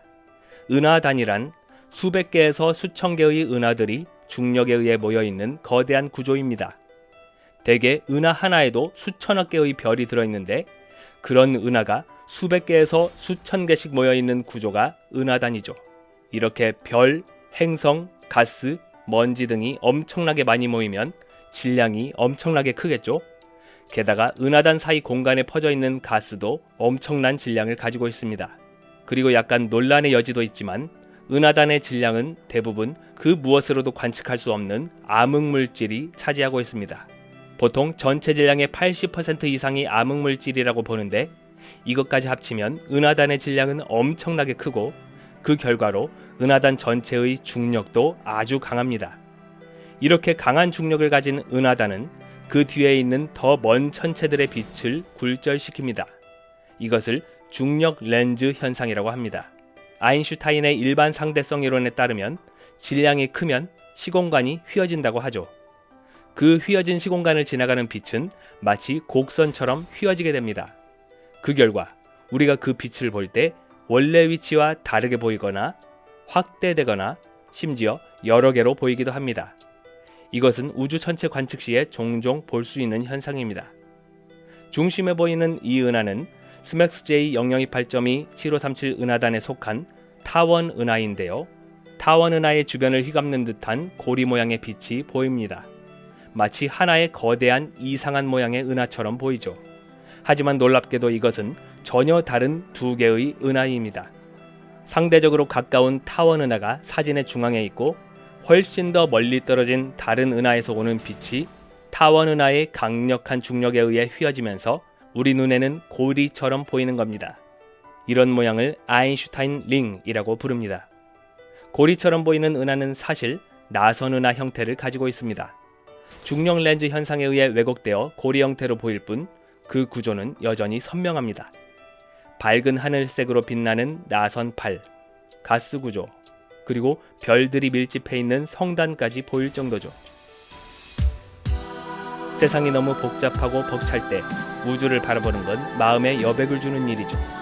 뉴스는 시끄럽고 사람들과의 관계는 복잡하고 해야 할 일들은 끝이 없는데 그 순간 잠시 멈춰서 밤하늘을 올려다보면 그 모든 것들이 조금은 작아 보이기 시작합니다. 이 순간도 결국 지나갈 거야. 우주를 바라보는 건 잠시 조용히 숨을 고르고 다시 나를 중심에 놓을 수 있게 해주는 것 같습니다. 그래서 세상이 너무 복잡할 때 우주는 나만의 쉼표 같은 공간이 되기도 하는 것 같습니다. 최근 제임스 웹 우주 망원경이 상식적으로 존재해서는 안 되는 이상한 현상을 발견했습니다. 지금부터 우리가 알고 있던 우주의 상식을 뒤흔든 우주 천체에 대해 이야기를 시작합니다. 우리가 밤하늘에서 별을 본다는 것은 그 별이 과거에 보낸 빛이 지금 내 눈에 도달한 것을 의미합니다. 예를 들어 태양은 지구에서 약 1억 5천만 킬로미터 떨어져 있고 빛은 이 거리를 도달하는데 8분 20초가 걸립니다. 그래서 지금 우리가 보는 태양은 8분 20초 전의 모습인 것이죠. 그렇다면 빛의 속도로 4년 3개월 걸리는 거리에 있는 프록시마 센타우리라는 별을 관측한다면 그 별이 4년 3개월 전에 어떤 모습이었는지를 보는 것이겠네요. 그러면 빛의 속도로 수백만 년, 수십억 년이 걸리는 거리에 존재하는 아주 먼 은하의 모습을 관측한다는 것은 그 은하가 수백만 년 전 또는 수십억 년 전에 어떤 모습이었는가를 본다는 것인데요. 이렇게 먼 은하에서 오는 빛은 지구까지 온전히 도달하지 못하고 변형이 생기게 됩니다. 우주가 계속 팽창하고 있기 때문인데요. 우주가 팽창한다는 것은 우주의 은하들이 서로 멀어지고 있다는 뜻이고 그 중에서도 멀리 있는 은하일수록 더 빠르게 멀어진다는 사실입니다. 특히 지구로부터 너무 멀리 있는 은하는 우주의 팽창 때문에 빛의 속도로도 우리에게 닿기 힘들 정도로 너무 빠르게 멀어집니다. 빛은 파장을 가지고 있는데 어떤 은하가 빠르게 멀어지면 그 은하로부터 나오는 빛의 파장이 늘어나는 현상이 생깁니다. 그래서 붉은색으로 치우치게 되면서 적색 편의 현상이 생기게 되죠. 결론적으로 먼 은하일수록 적색 편의 현상이 더 나타나고 과학자들은 이걸 계산하여 그 은하가 얼마나 멀리 있고 언제 출발한 빛인지를 알아낼 수 있는 것이죠. 그런데 극단적으로 멀리 있는 은하는 적색 편의 현상이 너무 심해서 빛의 파장이 적외선 영역까지 밀려납니다. 적외선은 인간의 눈으로는 볼 수 없는 파장인데 어떻게 관측할 수 있을까요? 적외선을 보는데 최적화된 제임스 웹 우주 망원경이 있죠. 제임스 웹 망원경은 아주 멀리서 출발한 은하의 빛을 잘 볼 수 있다는 것인데 그러면 제임스 웹은 아주 오래된 은하의 먼 과거의 모습을 볼 수 있다는 뜻이겠네요. 여러분, 우주가 시작된 지 몇 년이나 되었을까요? 최근에 우주 나이에 대한 논란이 있지만 현재 천문학계에서 가장 널리 받아들여지는 우주의 나이는 약 138억 년입니다. 여기서 궁금해지는 것, 우주가 시작되었을 때는 어떤 모습이었을까요? 초기의 우주를 볼 수 있는 방법이 있죠. 우주의 과거를 볼 수 있는 제임스 웹 망원경이 있으니까요. 과학자들도 초기 우주의 모습이 너무나 궁금했기 때문에 2022년에 제임스 웹 우주 망원경을 가동하자마자 바로 아주 먼 은하들을 관측하기 시작했습니다. 그리고 엄청난 것을 발견했는데요. JDIS GS G13-1이라는 이름의 아주 먼 은하였죠. 이 은하에서 출발한 빛이 우리 눈에 도달하기까지 무려 134억 년이 넘게 걸렸습니다. 지금 우리에게 관측된 이 모습은 우주가 시작된 지 겨우 3억 3천만 년 지난 후의 모습인 것으로 추정됩니다. 그런데 우주는 그동안 계속 팽창해왔기 때문에 현재 이 은하의 위치는 지구로부터 334억 광년쯤 떨어져 있을 것으로 보입니다. 이게 뭔 소리지? 빛은 일정한 속도로 오지만 그 빛이 오고 있는 동안에도 은하는 뒤로 더 멀어지고 있으니까요. 즉 우주라는 무대 자체가 늘어나고 있었기 때문에 우리가 이 은하의 빛을 받는 지금 기준으로 보면 거리는 훨씬 더 멀어진 상태인 것이죠. 아무튼 이렇게 미치도록 멀리 있는 우주 초기의 은하의 모습을 관측했는데 과학자들은 정신적 충격을 받게 되었습니다. 우주가 그렇게 어린 시기에 이미 은하가 만들어져 있었다고? 은하가 무엇이죠? 은하라는 것은 수많은 별, 행성, 가스, 먼지가 중력으로 뭉쳐있는 우주의 거대한 별 집합체입니다. 우리가 살고 있는 태양계도 우리 은하 속에 있죠. 하나의 은하 안에는 우리 태양처럼 스스로 빛을 내는 별이 적게는 수백만 개에서 많게는 수조 개나 들어있습니다. 그러므로 과학자들은 이런 은하라는 집합체가 만들어지기 위해서는 아주 오랜 세월이 걸릴 것이라고 예상했는데요. 극단적 우주 초기에 이렇게 은하가 만들어져 있었다는 것도 놀라웠고 그것도 그냥 가스구름이나 별 하나가 아니라 수천만 개의 별들로 이루어진 분명한 은하라는 사실에 충격을 금치 못했습니다. 그 말은 곧 은하 형성이 우리가 생각했던 것보다 훨씬 더 빨리 일어났을 수 있다는 의미죠. 이 은하가 존재했던 시점은 우주가 태어난 지 겨우 2%밖에 안 됐을 때였는데 그렇다면 우주의 시작 단계에 있었던 당시 우주의 상태는 어땠을까요? 그때의 우주는 재이온화라는 대전환이 일어나는 시기였습니다. 우주는 빅뱅 이후 아주 뜨거운 플라즈마 상태로 시작되었습니다. 이때는 원자 같은 건 없고 양성자와 전자가 따로 돌아다니는 이온화된 상태였습니다. 빛도 전자에 계속 튕겨서 자유롭게 퍼지지 못했죠. 그러다가 우주가 식기 시작하면서 약 38만 년 후에 전자와 양성자가 결합해 드디어 중성수소 원자가 만들어졌습니다. 이 중성수소 원자들이 빛을 흡수해서 우주는 어두웠죠. 하지만 새로운 별들이 생기면서 자외선을 뿜어내자 그 에너지로 이 중성수소를 이온화, 즉 다시 쪼개기 시작합니다.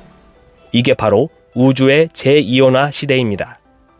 우주가 시작된 후 약 10억 년 동안은 재이온화가 진행되는 과정이라 이때까지는 자외선이 자유롭게 이동하지 못해서 우주가 불투명한 시대였습니다. 그러므로 우주 시작 후 3억 3천만 년 지난 시기에 존재했던 이 은하에서 나오는 자외선은 우주 공간에서 흡수되어 멀리 가지 못하는 것이 정상이죠. 그런데 제임스 웹 우주 망원경은 이 은하에서 나오는 자외선을 관측해버렸습니다. 그런데 제임스 웹은 자외선이 아니라 적외선을 본다고 했잖아요. 네, 맞습니다. 제임스 웹은 자외선 영역은 보지 못하죠. 그런데 이 은하에서 나오는 자외선을 어떻게 봤다는 것일까요? 아까 적색편이라는 것에 대해 설명했었죠. 이 은하는 자외선을 방출했지만 이 은하에서 출발한 빛이 우리에게 도달하는 동안 우주가 팽창하면서 그 빛의 파장은 점점 늘어나 적외선 영역으로 옮겨갔습니다. 즉 제임스 웹 망원경은 이 은하의 신호를 적외선으로 감지했고 그 빛이 원래는 자외선이었다는 걸 계산을 통해 밝혀낸 겁니다. 특별히 이 은하에서 방출된 빛에서 아주 밝은 수소 방출선, 그 중에서도 라이만 알파 방출이라고 불리는 특별한 빛을 포착했습니다. 라이만 알파 방출이란 수소 원자가 에너지를 받을 때 나오는 매우 뚜렷하고 강한 자외선 파장의 빛입니다.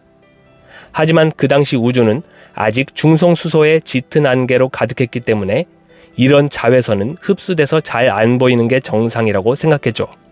천문학자들은 이 빛이 이 정도로 선명하게 보일 줄은 전혀 예상하지 못했던 것입니다. 이 은하는 우주의 중성수소 안개가 완전히 걷히기 훨씬 이전인 우주 시작 후 3억 3천만 년 시점에 있었음에도 불구하고 마치 안개가 다 걷힌 뒤처럼 선명한 라이만 알파 방출선을 보여주고 있었던 것입니다. 결국 이 발견은 우주의 재이온화가 우리가 생각했던 것보다 훨씬 더 일찍 시작되었을 가능성을 보여줍니다. 다시 말해 별과 은하들이 기존 예상보다 아주 빠르게 형성되어 우주에 존재하는 중성수소들을 빠르게 이온화시켰을 거라는 겁니다. 우리가 알고 있던 초기 우주의 모습이 점점 달라지고 있는 겁니다. 우주는 아무 말도 하지 않습니다. 소리도 없고 대답도 없죠. 하지만 그 침묵 속에서 우주는 분명 우리에게 무언가를 이야기하고 있습니다. 우주가 시간과 공간으로 쓴 메시지를 듣기 위해 과학자들은 지금도 끊임없이 노력하고 있습니다. 오늘도 재밌었나요? 며칠 후에 새로운 우주 이야기로 다시 뵙겠습니다. 2025년 3월, 과학자들은 다시 한번 상상조차 못했던 우주의 신비로운 천체들을 보았습니다. 지금 여러분이 보게 될 이 영상은 그 어느 때보다 신비롭고 놀라운 것들을 담고 있습니다. 우리 지구는 태양계 안에서 태양이라는 별을 중심으로 돌고 있습니다. 우리가 살고 있는 태양계 밖에 있는 다른 별을 중심으로 도는 행성을 외계 행성이라고 부르죠.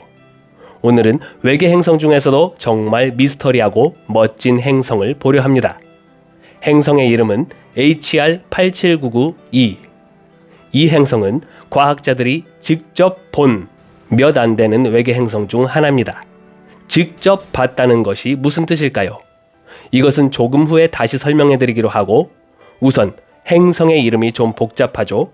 이 외계 행성은 HR8799라는 별을 모항성으로 두고 이 별을 중심으로 돌고 있습니다. HR8799는 태양보다 조금 더 젊고 더 밝은 별입니다. 지구에서 약 130광년 떨어진 곳에 있습니다. 이 별 주변에는 4개의 거대한 외계 행성이 있는데요.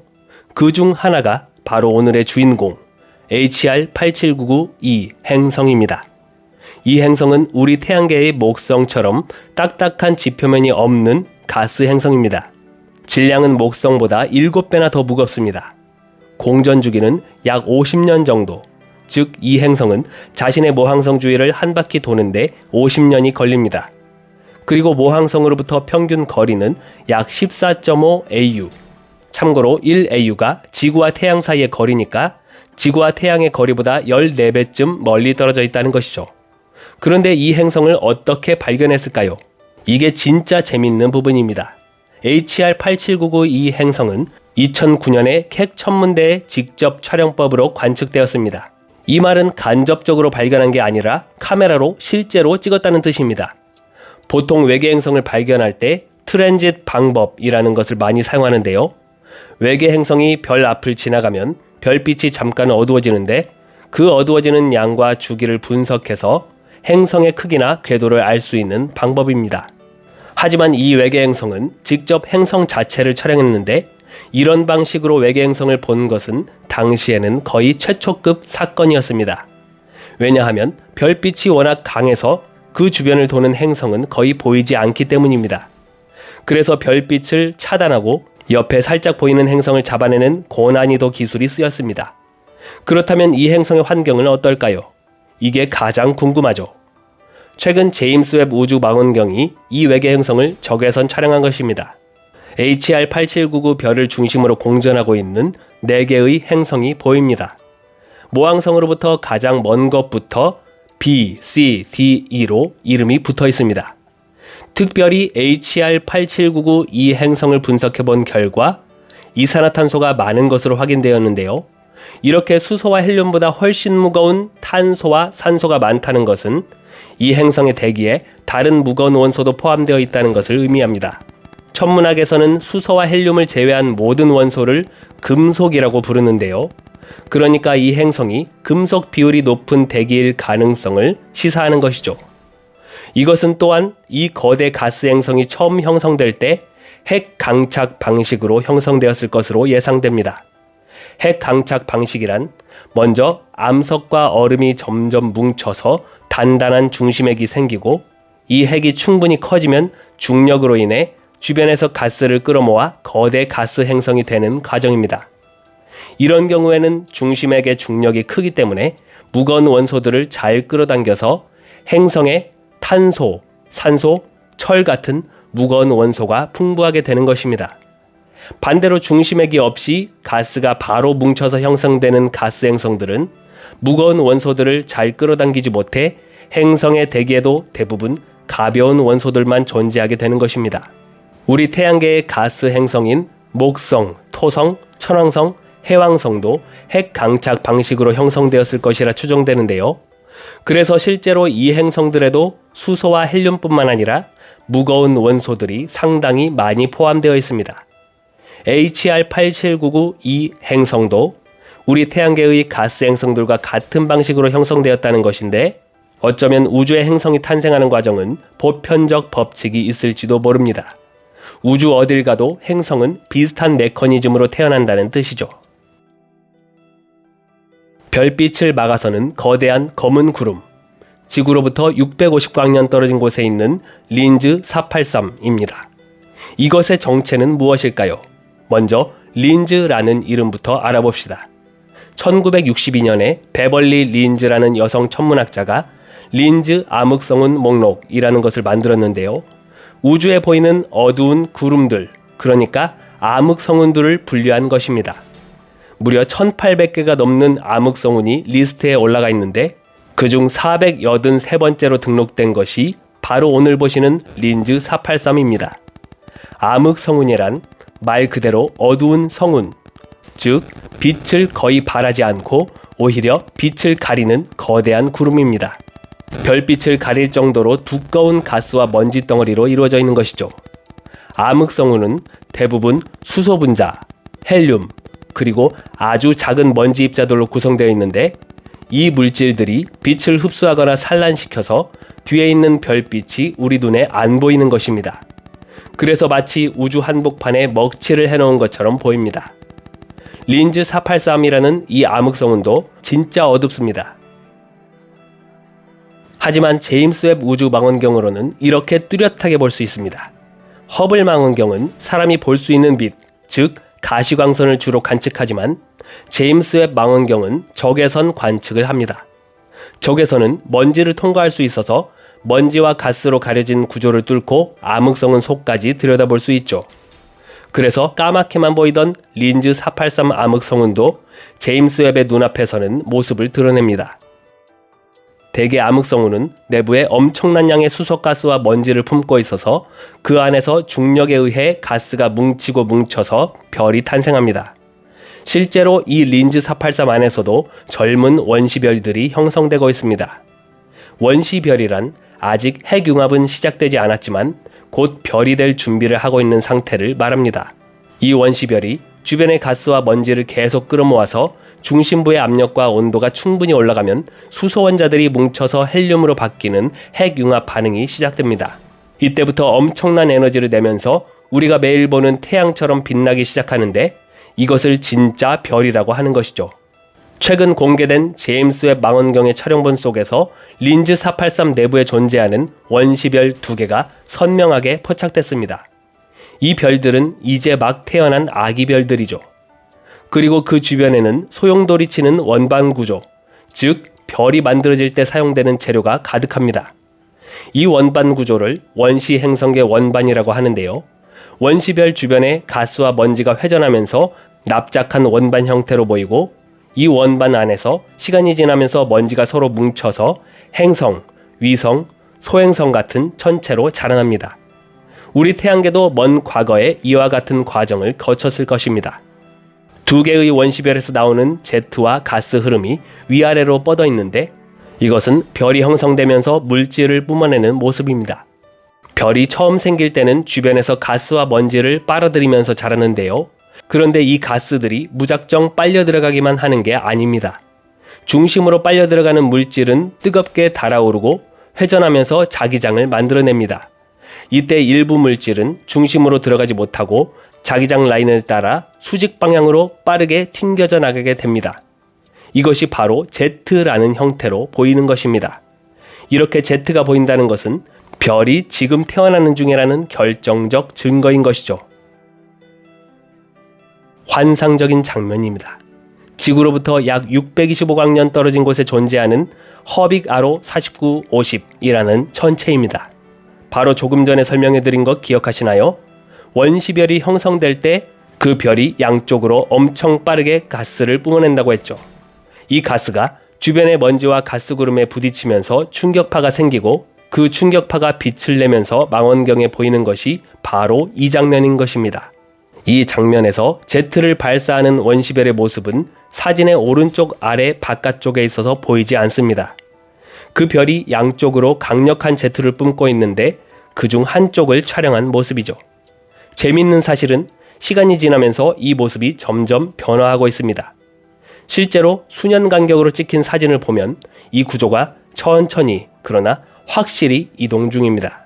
즉 우주는 살아 움직이는 공간이라는 걸 다시 한번 느낄 수 있는 포인트죠. 이것이 처음 발견된 건 1970년대 후반이고 이후로 수십 년간 천문학자들이 이 현상을 계속 추적 관측하고 있습니다. 그런데 끝부분을 자세히 보면 정체불명의 발광체가 또 있는데요. 이것은 무엇일까요? 2006년에 스피처 우주망원경이 이것을 관찰했을 때는 이 끝부분에 있는 물체에 대해 결론을 내리지 못했습니다. 하지만 제임스 웹의 촬영본에서는 선명하게 볼 수 있게 되면서 이것이 아주 먼 곳에 존재하는, 그러니까 이 허빅 아로 4950과는 전혀 상관없이 훨씬 먼 곳에 있는 별개의 은하라는 것을 알게 되었죠. 마치 체리를 얹어놓은 아이스크림처럼 보이는 재밌는 현상이네요. 우주에는 수많은 성운이 있지만 그 중에서도 유독 눈길을 사로잡는 아름다운 성운이 있습니다. 지구에서 1400광년 떨어진 곳에 존재하는 NGC 2024입니다. 이 성운은 불꽃 성운이라는 별명이 붙었을 정도로 화려한 모습을 하고 있습니다. 이 성운 안에서는 아주 뜨거운 젊은 별들이 막 태어나고 있는데요. 허블 망원경으로도 이곳을 관측했었지만 짙은 먼지에 가려 중심부를 제대로 볼 수 없었습니다. 그래서 먼지 너머를 꿰뚫어 볼 수 있는 제임스 웹 우주 망원경으로 최근 관측된 사진을 보겠습니다. 그야말로 말문이 막힐 정도로 아름다운 모습인데요. 허블 촬영본에서는 짙은 구름처럼 보이던 부분이 이제는 선명한 별무리로 보입니다. 그 안에 숨어있던 수백 개의 어린 별들이 제임스 웹을 통해 모습을 드러낸 것입니다. 특히 놀라운 것은 태어난 지 불과 수십만 년밖에 안 된 원시별도 포착되었다는 것입니다. 수십만 년밖에 안 된? 인간의 기준으로 보면 정말 긴 시간이지만 천문학에서는 매우 짧은 시간에 해당합니다. 특히 별의 수명을 기준으로 보면 그렇죠. 아무튼 별이 태어나는 순간이 이토록 자세하게 찍힌 것은 정말 드문 일입니다. 이 별들은 지금도 주변의 가스를 흡수하며 커가고 있습니다. 그리고 이 촬영본에서 질량이 아주 작은 천체들도 보였는데요. 이 천체들은 갈색 외성으로 추정됩니다. 갈색 외성이란 별과 행성의 중간에 해당하는 독특한 천체입니다. 핵융합을 할 만큼 크지는 않지만 행성보다는 무겁습니다. 별이 되려다 실패한 것이라고 봐도 되죠. 보통은 목성보다 10배 이상 더 무겁습니다. 이런 갈색 외성은 강한 빛을 내지 않기 때문에 가시광선으로는 거의 관측이 불가능하고 이렇게 적외선 촬영본으로만 희미하게 확인할 수 있습니다. 오늘 우리가 본 것은 단지 몇 장의 사진이 아닙니다. 태초부터 이어져 온 우주가 남긴 흔적이죠. 오늘도 재밌게 보셨나요? 며칠 후에 새로운 우주 이야기로 다시 만납시다. 우주는 넓고 조용해 보이지만 어떤 곳에서는 미친 듯이 별이 만들어지고 있습니다. 별은 원래 오랜 시간에 걸쳐 천천히 태어났는데 그런데 대체 왜 이곳에서는 엄청난 속도로 별이 쏟아져 나오는 것일까요? 오늘 우리는 우주에서 가장 강렬한 별 탄생 현장으로 가볼 것입니다. 별의 탄생은 거대한 분자구름에서 시작됩니다.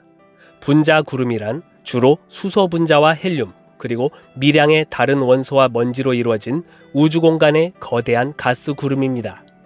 평범한 우주구름처럼 보이는 이곳에서 어떻게 별이 태어날까요? 분자구름은 온도가 약 섭씨 영하 250도로 매우 낮아서 아주 작은 중력으로도 기체가 응집되기 쉬운 특성이 있죠. 이러한 특성 덕분에 분자구름이 뭉쳐 별 탄생까지 이르는 것입니다. 분자구름은 우주의 폭발적인 사건들로 인해 예를 들면 초신성 폭발이나 은하 충돌 같은 강력한 사건이 일어나면 이 영향으로 인해 분자구름의 가스가 압축되면서 자체 중력으로 인해 응집되기 시작합니다. 점점 중력의 힘이 강해지고 가스 덩어리들이 서로 뭉치면서 마치 눈덩이가 구르는 것처럼 커지게 됩니다. 그리고 이렇게 모인 물질은 점점 뜨거워지면서 원시별로 성장합니다. 이 원시별은 아직 완전한 별은 아닙니다. 원시별의 중심에서는 수소 원자들이 점점 더 가까이 모여 강한 압력을 받게 됩니다. 그리고 마침내 중심 온도가 충분히 뜨거워지면 드디어 핵융합 반응이 시작됩니다.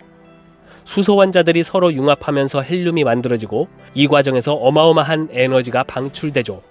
바로 이 순간을 별이 탄생한 것이라고 말합니다. 이제 이 별은 우리 태양처럼 오랫동안 빛나면서 우주를 밝히는 존재가 됩니다. 이렇게 태어난 별은 수백만 년에서 수십억 년 동안 빛을 발하면서 자신의 생애를 이어갑니다. 별이 탄생하기 위해서는 설명한 바와 같이 특정한 조건들이 충족되어야만 하죠.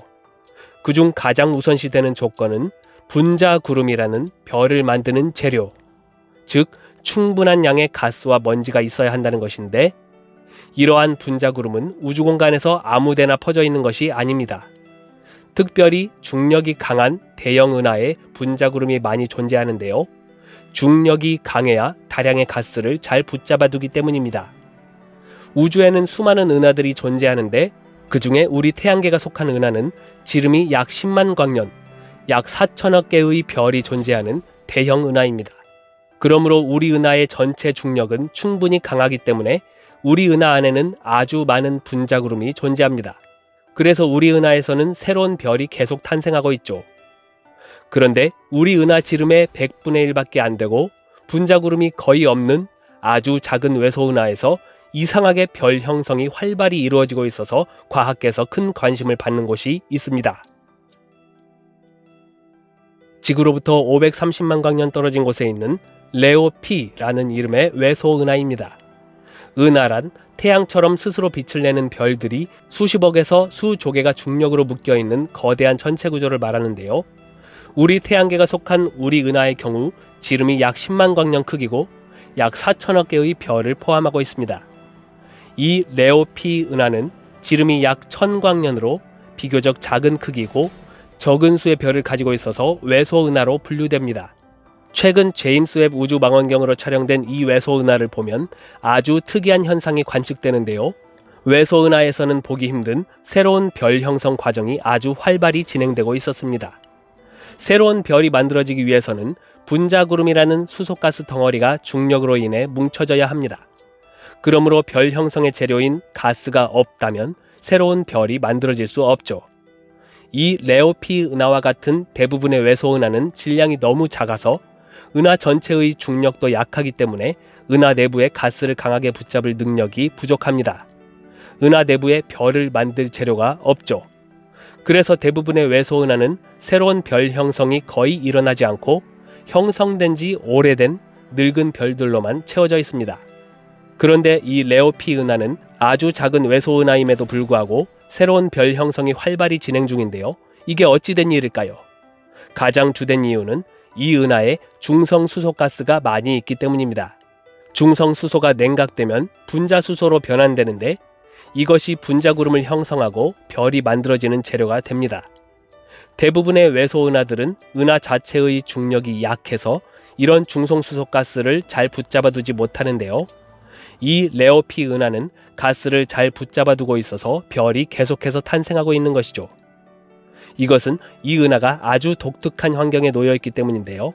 일반적으로 외소 은하는 주변의 큰 은하들의 중력적 영향을 받아 가지고 있던 가스를 잃어버립니다. 하지만 이 레오피 은하는 다른 은하의 중력적 간섭이 거의 없는 독립적인 곳에 위치하여 은하가 자신의 가스를 잘 유지하면서 별을 계속 만들 수 있습니다. 그리고 대부분의 외소 은하에서는 별이 수명을 다해 폭발하는 초신성 폭발 현상이 발생하면 강한 항성풍이 은하 내부의 가스를 날려버리게 되는데 이 레오피 은하 안에서는 초신성 폭발 현상이 거의 없어서 가스 손실이 최소화되고 새로운 별이 꾸준히 탄생할 수 있죠. 즉 레오피 은하는 가스를 잘 유지할 수 있는 독특한 환경 덕분에 다른 외소 은하보다 훨씬 오랜 기간 동안 별 형성이 지속될 수 있는 아주 희귀한 사례인 것입니다. 이번에는 이보다 훨씬 더 먼 곳에 존재하면서 훨씬 더 거대한 천체 구조를 보겠습니다. 지구로부터 약 58억 광년 떨어진 곳에 위치한 피닉스 갤럭시 클러스터라는 이름의 거대한 은하단입니다. 은하단이란 중력에 의해 수십 개에서 수천 개의 은하가 모여있는 거대한 구조를 말합니다. 일반적으로 은하단의 중심부에서는 별 형성이 거의 일어나지 않는데요. 대개 은하단의 중심부는 온도가 수천만 도에 달하는 아주 뜨거운 가스로 가득 차 있기 때문입니다. 별이 형성되려면 가스가 응축되어야 하는데 이렇게 뜨거운 환경에서는 가스가 응축될 수가 없죠. 게다가 은하단 중심부에는 주로 거대한 타원 은하가 자리 잡고 있는데 대부분의 타원 은하에서는 별 형성이 거의 일어나지 않습니다. 타원 은하는 과거에 빠르게 별을 형성한 후 남은 가스를 외부로 방출하여 이제는 별 형성이 거의 없는 은하의 형태이기 때문이죠. 그래서 타원 은하는 대부분 오래된 별들로만 구성되어 있습니다. 그러므로 이 은하단도 마찬가지로 당연히 은하단 중심부에 위치한 타원 은하에서는 별 형성이 거의 없어야 이치에 맞을 것 같은데 그런데 이 은하단은 그 법칙을 깨버렸습니다. 은하단의 중심에 있는 거대 타원 은하가 엄청난 속도로 새로운 별을 만들고 있었던 것이죠. 천문학자들을 가장 놀라게 한 사실은 이 은하단의 중심에 위치한 타원 은하가 1년에 태양 질량의 740배에 해당하는 엄청난 별들을 만들고 있다는 것입니다. 우리 은하는 기껏해야 1년에 태양 질량의 별을 2~3개 정도 만듭니다. 그런데 이곳의 타원 은하는 그보다 무려 200배나 빠르게 별을 만들고 있는 것입니다. 왜 이런 일이 벌어질까요? 말씀드렸던 것처럼 일반적으로 은하단 중심부는 뜨거운 가스로 가득 차 있고 이 가스는 쉽게 식지 않기 때문에 가스 응축이 되지 않아 별이 새롭게 형성되지 않습니다. 그런데 이 피닉스 갤럭시 클러스터는 예외였습니다. 은하단 중심부의 뜨거운 가스가 X선 방출을 통해 에너지를 잃고 점차 식어가고 있었습니다. 가스가 빠르게 식으면서 응축되어 별 형성이 엄청 빠르게 진행되고 있었죠. 대부분의 은하단 중심에는 초대질량 블랙홀이 있는데 이 블랙홀은 주변의 가스를 흡수하고 강력한 제트를 방출하면서 은하단 중심부의 가스를 뜨겁게 유지합니다. 그런데 이 은하단에서는 블랙홀이 비정상적으로 조용한 상태였고 덕분에 가스가 냉각되면서 새로운 별들이 폭발적으로 탄생하게 된 것이죠. 이곳에서 탄생한 별들은 언젠가 여러 개의 행성들을 거느릴 것입니다. 우리가 살고 있는 태양계도 어쩌면 이런 극적인 탄생의 순간을 거쳐왔을지도 모르죠. 또한 이러한 별의 폭발적인 탄생 과정이 영원히 지속되지는 않을 것입니다. 시간이 흐르면 가스는 점점 사라지고 별의 탄생도 점차 멈추게 될 것입니다. 결국 우주는 또 다른 변화를 맞이할 것입니다. 태양을 중심으로 8개의 행성이 돌고 있는 현재 태양계는 우리에게 아주 익숙한 모습입니다. 하지만 아주 먼 옛날 우리의 태양계는 지금과는 완전히 다른 모습이었을 것입니다. 먼지와 가스로 가득 찬 혼돈의 공간이었죠. 오늘은 바로 그 먼 옛날의 태양계를 엿볼 수 있는 놀라운 천체 허빅 아로 3형부터 보겠습니다.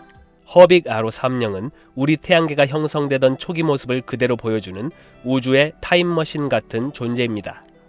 특히 제임스 웹 우주망원경이 최근에 허빅 아로 3형을 관측하면서 원시 행성계의 형성 과정을 더욱 선명하게 밝혀냈는데요. 어떤 과정으로 태양이 태어났을까요? 그리고 이 혼돈의 공간 속에서 지구와 같은 행성이 어떻게 탄생했을까요? 지구로부터 450광년 떨어진 곳에 있는 허빅 아로 3형이라는 천체를 제임스 웹 우주망원경을 통해 중적외선과 근적외선으로 촬영한 것입니다. 원시 행성계 원반이 뚜렷하게 관찰됩니다. 원시 행성계 원반이란 별이 만들어지는 과정에서 생기는 가스와 먼지로 이루어진 회전하는 원반 모양 구조입니다. 원반의 중심에서 태양과 같은 원시별이 형성되고 원반의 가스와 먼지 속에서 행성과 위성들이 만들어집니다. 그리하여 결국 우리 태양계 같은 행성계가 탄생하는 것이죠. 여기 가로 방향으로 그림자처럼 어둡게 보이는 부분이 바로 원시 행성계 원반입니다. 이 원반은 우리가 보는 각도에서 거의 수평으로 놓여 있어서 중심에 위치한 원시별은 원반에 가려져 보이지 않습니다. 원반에 가스와 먼지가 밀집되어 있어서 중심별에서 나오는 빛을 차단하기 때문이죠. 하지만 원반 위쪽과 아래쪽에서는 별빛이 새어나와 주변의 가스를 밝게 비추게 되어서 모래시계처럼 보이는 독특한 모양으로 관찰됩니다. 위아래로 길게 뻗어나가는 쌍극류도 보이는데요. 쌍극류는 중앙의 원시별이 물질을 흡수하는 과정에서 남은 가스를 위아래 방향으로 강하게 분출하는 현상입니다.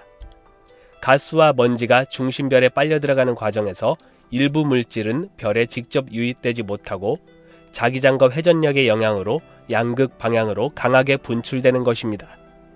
오랜 세월 후에 중심의 별과 주변의 행성들이 완전히 성장하게 된 후에는 이런 모래시계 모양과 쌍극류 방출은 보이지 않을 것입니다. 별과 행성이 만들어지는 과정에서 원반의 먼지와 가스는 대부분 흡수될 것이고 남은 것들은 별의 항성풍에 의해 흩어질 것이기 때문입니다.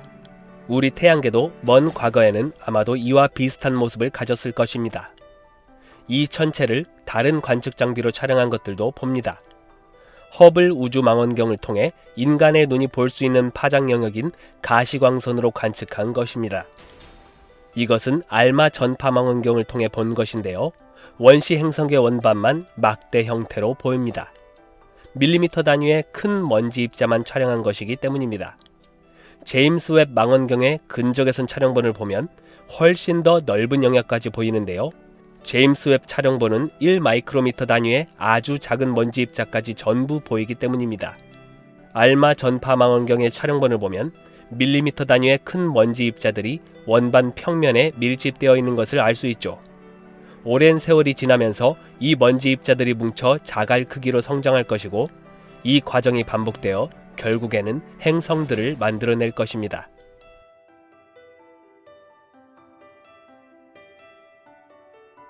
이번에는 지구로부터 11,000광년 떨어진 곳에 있는 신비한 물결무늬처럼 보이는 천체를 봅니다. 이 물결무늬들의 정체는 무엇일까요? 시야를 넓혀서 보면 이러한 물결 무늬들이 거대한 먼지 구름 속에 들어가 있는 것으로 확인되는데요. 거대한 먼지 구름 중심에 카시오페아 자리 A라는 초신성 잔해가 있습니다. 초신성이란 별이 수명을 다해 엄청난 폭발을 일으키면서 엄청난 에너지를 방출하는 현상입니다. 이 카시오페아 자리 A는 초신성 폭발 후 남은 가스와 먼지가 확산되어 거대한 구름 형태를 띠고 있습니다. 이 초신성 잔해의 직경만 해도 10광년이나 될 정도로 거대하죠. 이 초신성에서 방출된 빛이 먼 곳에 있는 먼지와 가스까지 도달하여 반사되면서 이런 물결 무늬가 관측되는데 이 현상을 라이트 에코라고 합니다. 에코라는 단어가 의미하는 것처럼 강한 빛이 주변 먼지나 가스에서 반사되어 메아리처럼 시간차를 두고 관측됩니다. 반사된 빛은 원래 빛보다 경로가 길어지기 때문에 시간차가 생기는 것이죠. 카시오페아 자리 A 초신성 폭발의 빛이 지구에 처음 도달한 것은 350년 전이지만 초신성 폭발로 인해 주변 성간먼지 구름에 반사된 빛은 이제야 우리 눈에 도달했습니다. 쉽게 말해 빛이 주변 먼지에 반사되면서 여러 번 도착하는 현상이라고 볼 수 있는 것이죠. 초신성이 폭발할 당시의 밝기와 특성을 성간먼지 구름에 반사된 모습을 통해 간접적으로 되살려 볼 수 있다는 것입니다. 이런 현상에 대한 관측은 이렇게 과거의 천문 현상을 다시 재생하는 효과가 있어서 오래전에 발생한 초신성 폭발의 정보를 얻는 데 도움이 됩니다. 천문학자들은 이런 라이트 에코 현상을 분석하여 초신성이 폭발할 때 생성된 스펙트럼을 측정할 수 있는데요. 여러 날에 걸쳐 촬영하면서 이를 통해 초신성이 폭발하는 방식, 폭발한 별이 어떤 원소로 이루어져 있었는지, 폭발 과정에서 어떤 일이 일어났는지를 유추해냅니다.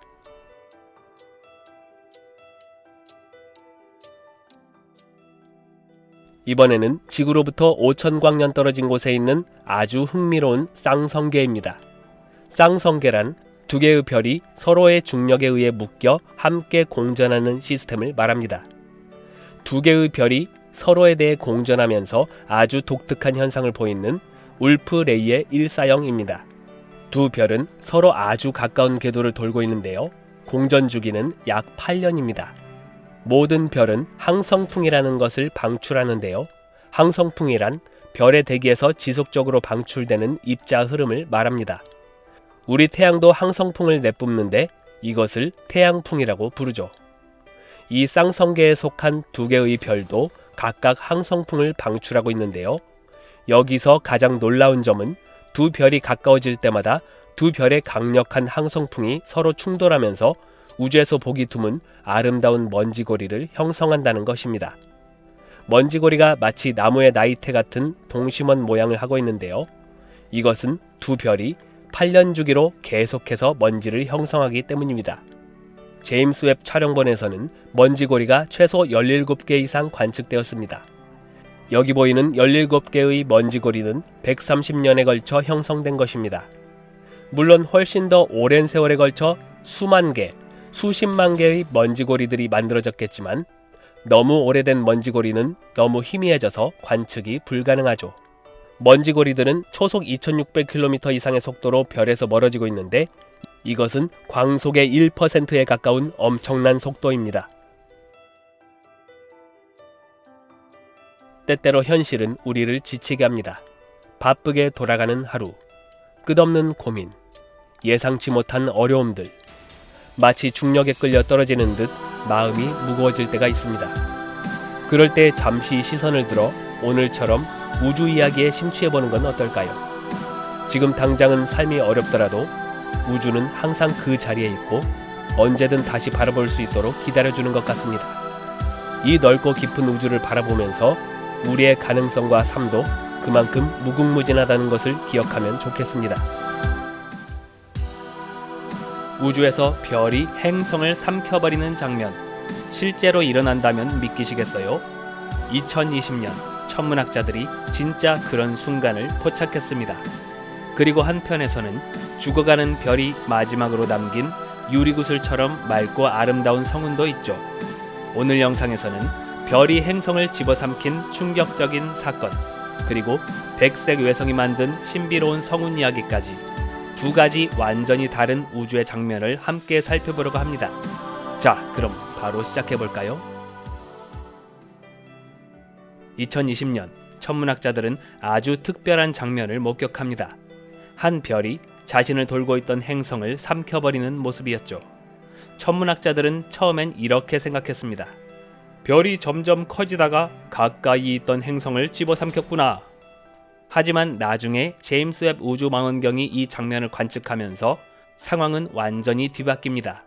실제로는 별이 거대해지면서 행성을 삼킨 것이 아니라 행성이 스스로 별을 향해 추락한 것이었습니다. 처음 해석은 이랬습니다. 태양처럼 생긴 별이 나이를 먹으면서 적색거성으로 부풀어 올랐고 그 과정에서 가까이 있던 행성을 집어삼킨 것이다. 하지만 이건 반쪽짜리 이야기였습니다. 나사의 제임스 웹 망원경은 중적외선과 근적외선으로 이 장면을 정밀하게 관찰했습니다. 별이 행성을 삼킨 직후의 흔적들을 본 것이죠. 그런데 관측 결과는 예상과 달랐습니다.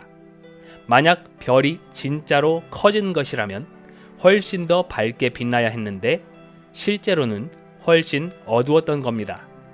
그리고 별 주변에는 아주 뜨거운 원반과 그 바깥에 차가운 먼지 구름이 퍼져 있었습니다. 무슨 뜻일까요?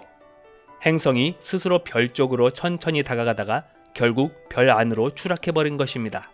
보통 행성이 별 속으로 들어갈 때는 그냥 조용히 빨려 들어가는 게 아닙니다.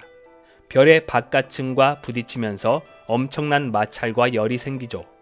그 열 때문에 별 근처에 뜨거운 가스 원반이 만들어집니다. 행성이 별 안으로 돌진하면서 주변 가스를 휘저은 자국인 것입니다. 그리고 행성이 별에 삼켜질 때 일부 가스와 먼지는 완전히 별 안으로 들어가지 못하고 밖으로 튕겨나가게 됩니다.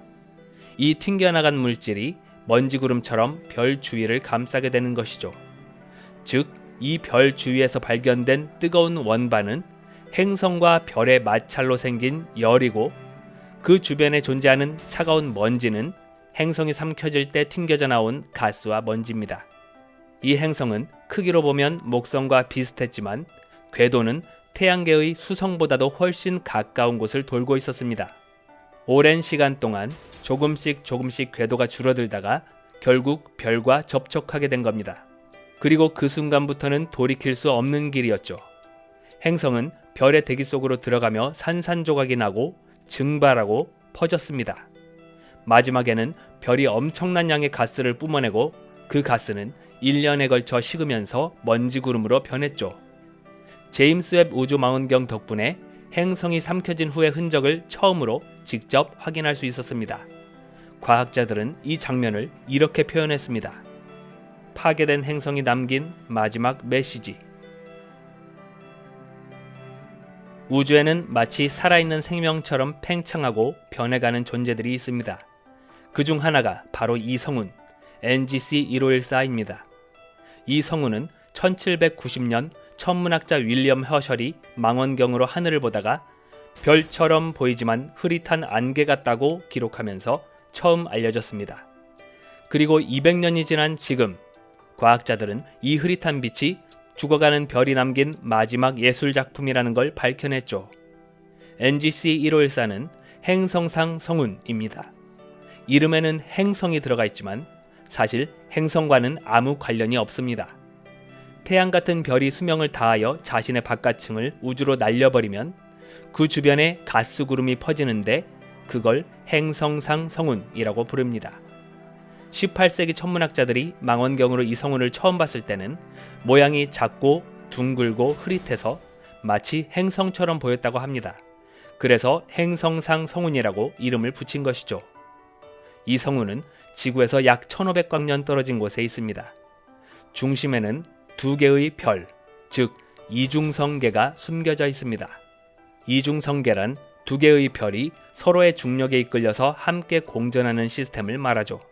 혹시 애니메이션이나 영화에서 하늘에 태양 같은 것이 두 개 떠 있는 장면을 본 적 있나요? 그게 바로 이중성계의 행성에서 보이는 하늘입니다. 대표적으로 스타워즈의 타투인 행성이 이중성계 설정이죠. 지금 보면 두 별이 붙어 있습니다. 하나는 생을 마친 백색 외성, 다른 하나는 비교적 차가운 동반성입니다. 이 두 별은 약 9년마다 서로를 한 바퀴 도는 중입니다. 이 두 별이 함께 만들어낸 성운의 모습은 정말 독특합니다. 백색외성은 죽기 직전 자신의 바깥층을 조금씩 우주공간으로 내보냈고 그 가스들이 주변 별의 중력에 이끌려 소용돌이 모양의 고리 구조를 만들게 된 것이죠. 두 개의 고리가 살짝 기울어져 있어서 비스듬히 누운 원통처럼 보입니다. 가운데에는 분홍빛 가스가 빛나고 그 주변에는 먼지가 소용돌이처럼 얽혀 있습니다. 이 성운의 중심에는 옛날에 태양보다 훨씬 더 무거웠던 별이 있었던 것으로 추정됩니다. 이 별은 나이를 먹으면서 점점 커졌고 그러면서 천천히 가스와 먼지를 뿜어내기 시작했죠. 그때 별의 겉부분이 우주공간으로 흘러나왔고 근처를 도는 또 다른 별의 중력에 휘감기면서 지금 우리가 보는 고리 모양과 입체적인 구조를 만들게 된 것입니다.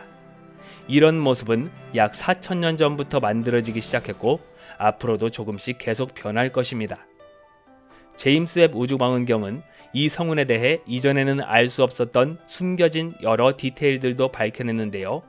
성운에 난 구멍은 빠르게 뿜어져 나온 가스가 느린 가스를 뚫고 지나가며 만든 흔적이었고 주황색 먼지띠는 두 별의 중력작용으로 만들어진 휘감긴 아치 구조였습니다. 게다가 제임스 웹 망원경은 이곳에서 산소가 있는 영역도 찾아냈습니다. 하지만 놀랍게도 다른 성운에서 흔히 보이는 탄소나 복잡한 분자들이 이 성운에서는 거의 보이지 않았습니다. 그 이유는 바로 이 성운이 이중성계였기 때문입니다. 보통 별 하나가 조용히 죽어갈 때는 가스가 천천히 퍼지며 탄소나 복잡한 분자들이 만들어지는데 이중성계처럼 별이 둘일 경우 서로 끌어당기고 휘감기면서 가스가 너무 혼란스럽게 섞여서 복잡한 분자들이 잘 만들어지지 않는 것입니다. 그래서 NGC 1514 같은 이중성계 성운에서는 탄소나 복잡한 분자들이 거의 없고 대신 산소 같은 간단하고 가벼운 원소들만 남아있는 경우가 많습니다. 그래서 이 성운은 복잡한 성분은 없지만 맑고 투명한 모습을 간직하고 있는 것입니다. 우주에서는 정말 별별 일이 다 일어나죠. 행성이 별한테 먹히기도 하고 죽은 별이 예쁜 성운을 남기기도 합니다. 이런 이야기들이 먼 얘기처럼 느껴질 수도 있지만 우리 태양도 언젠가는 비슷한 길을 걷게 될 수도 있죠. 그러니까 이건 단순한 우주의 사건이 아니라 우리의 미래 이야기일 수도 있는 것입니다. 오늘도 재밌었나요? 며칠 후에 또 다른 우주 이야기를 들고 찾아오겠습니다.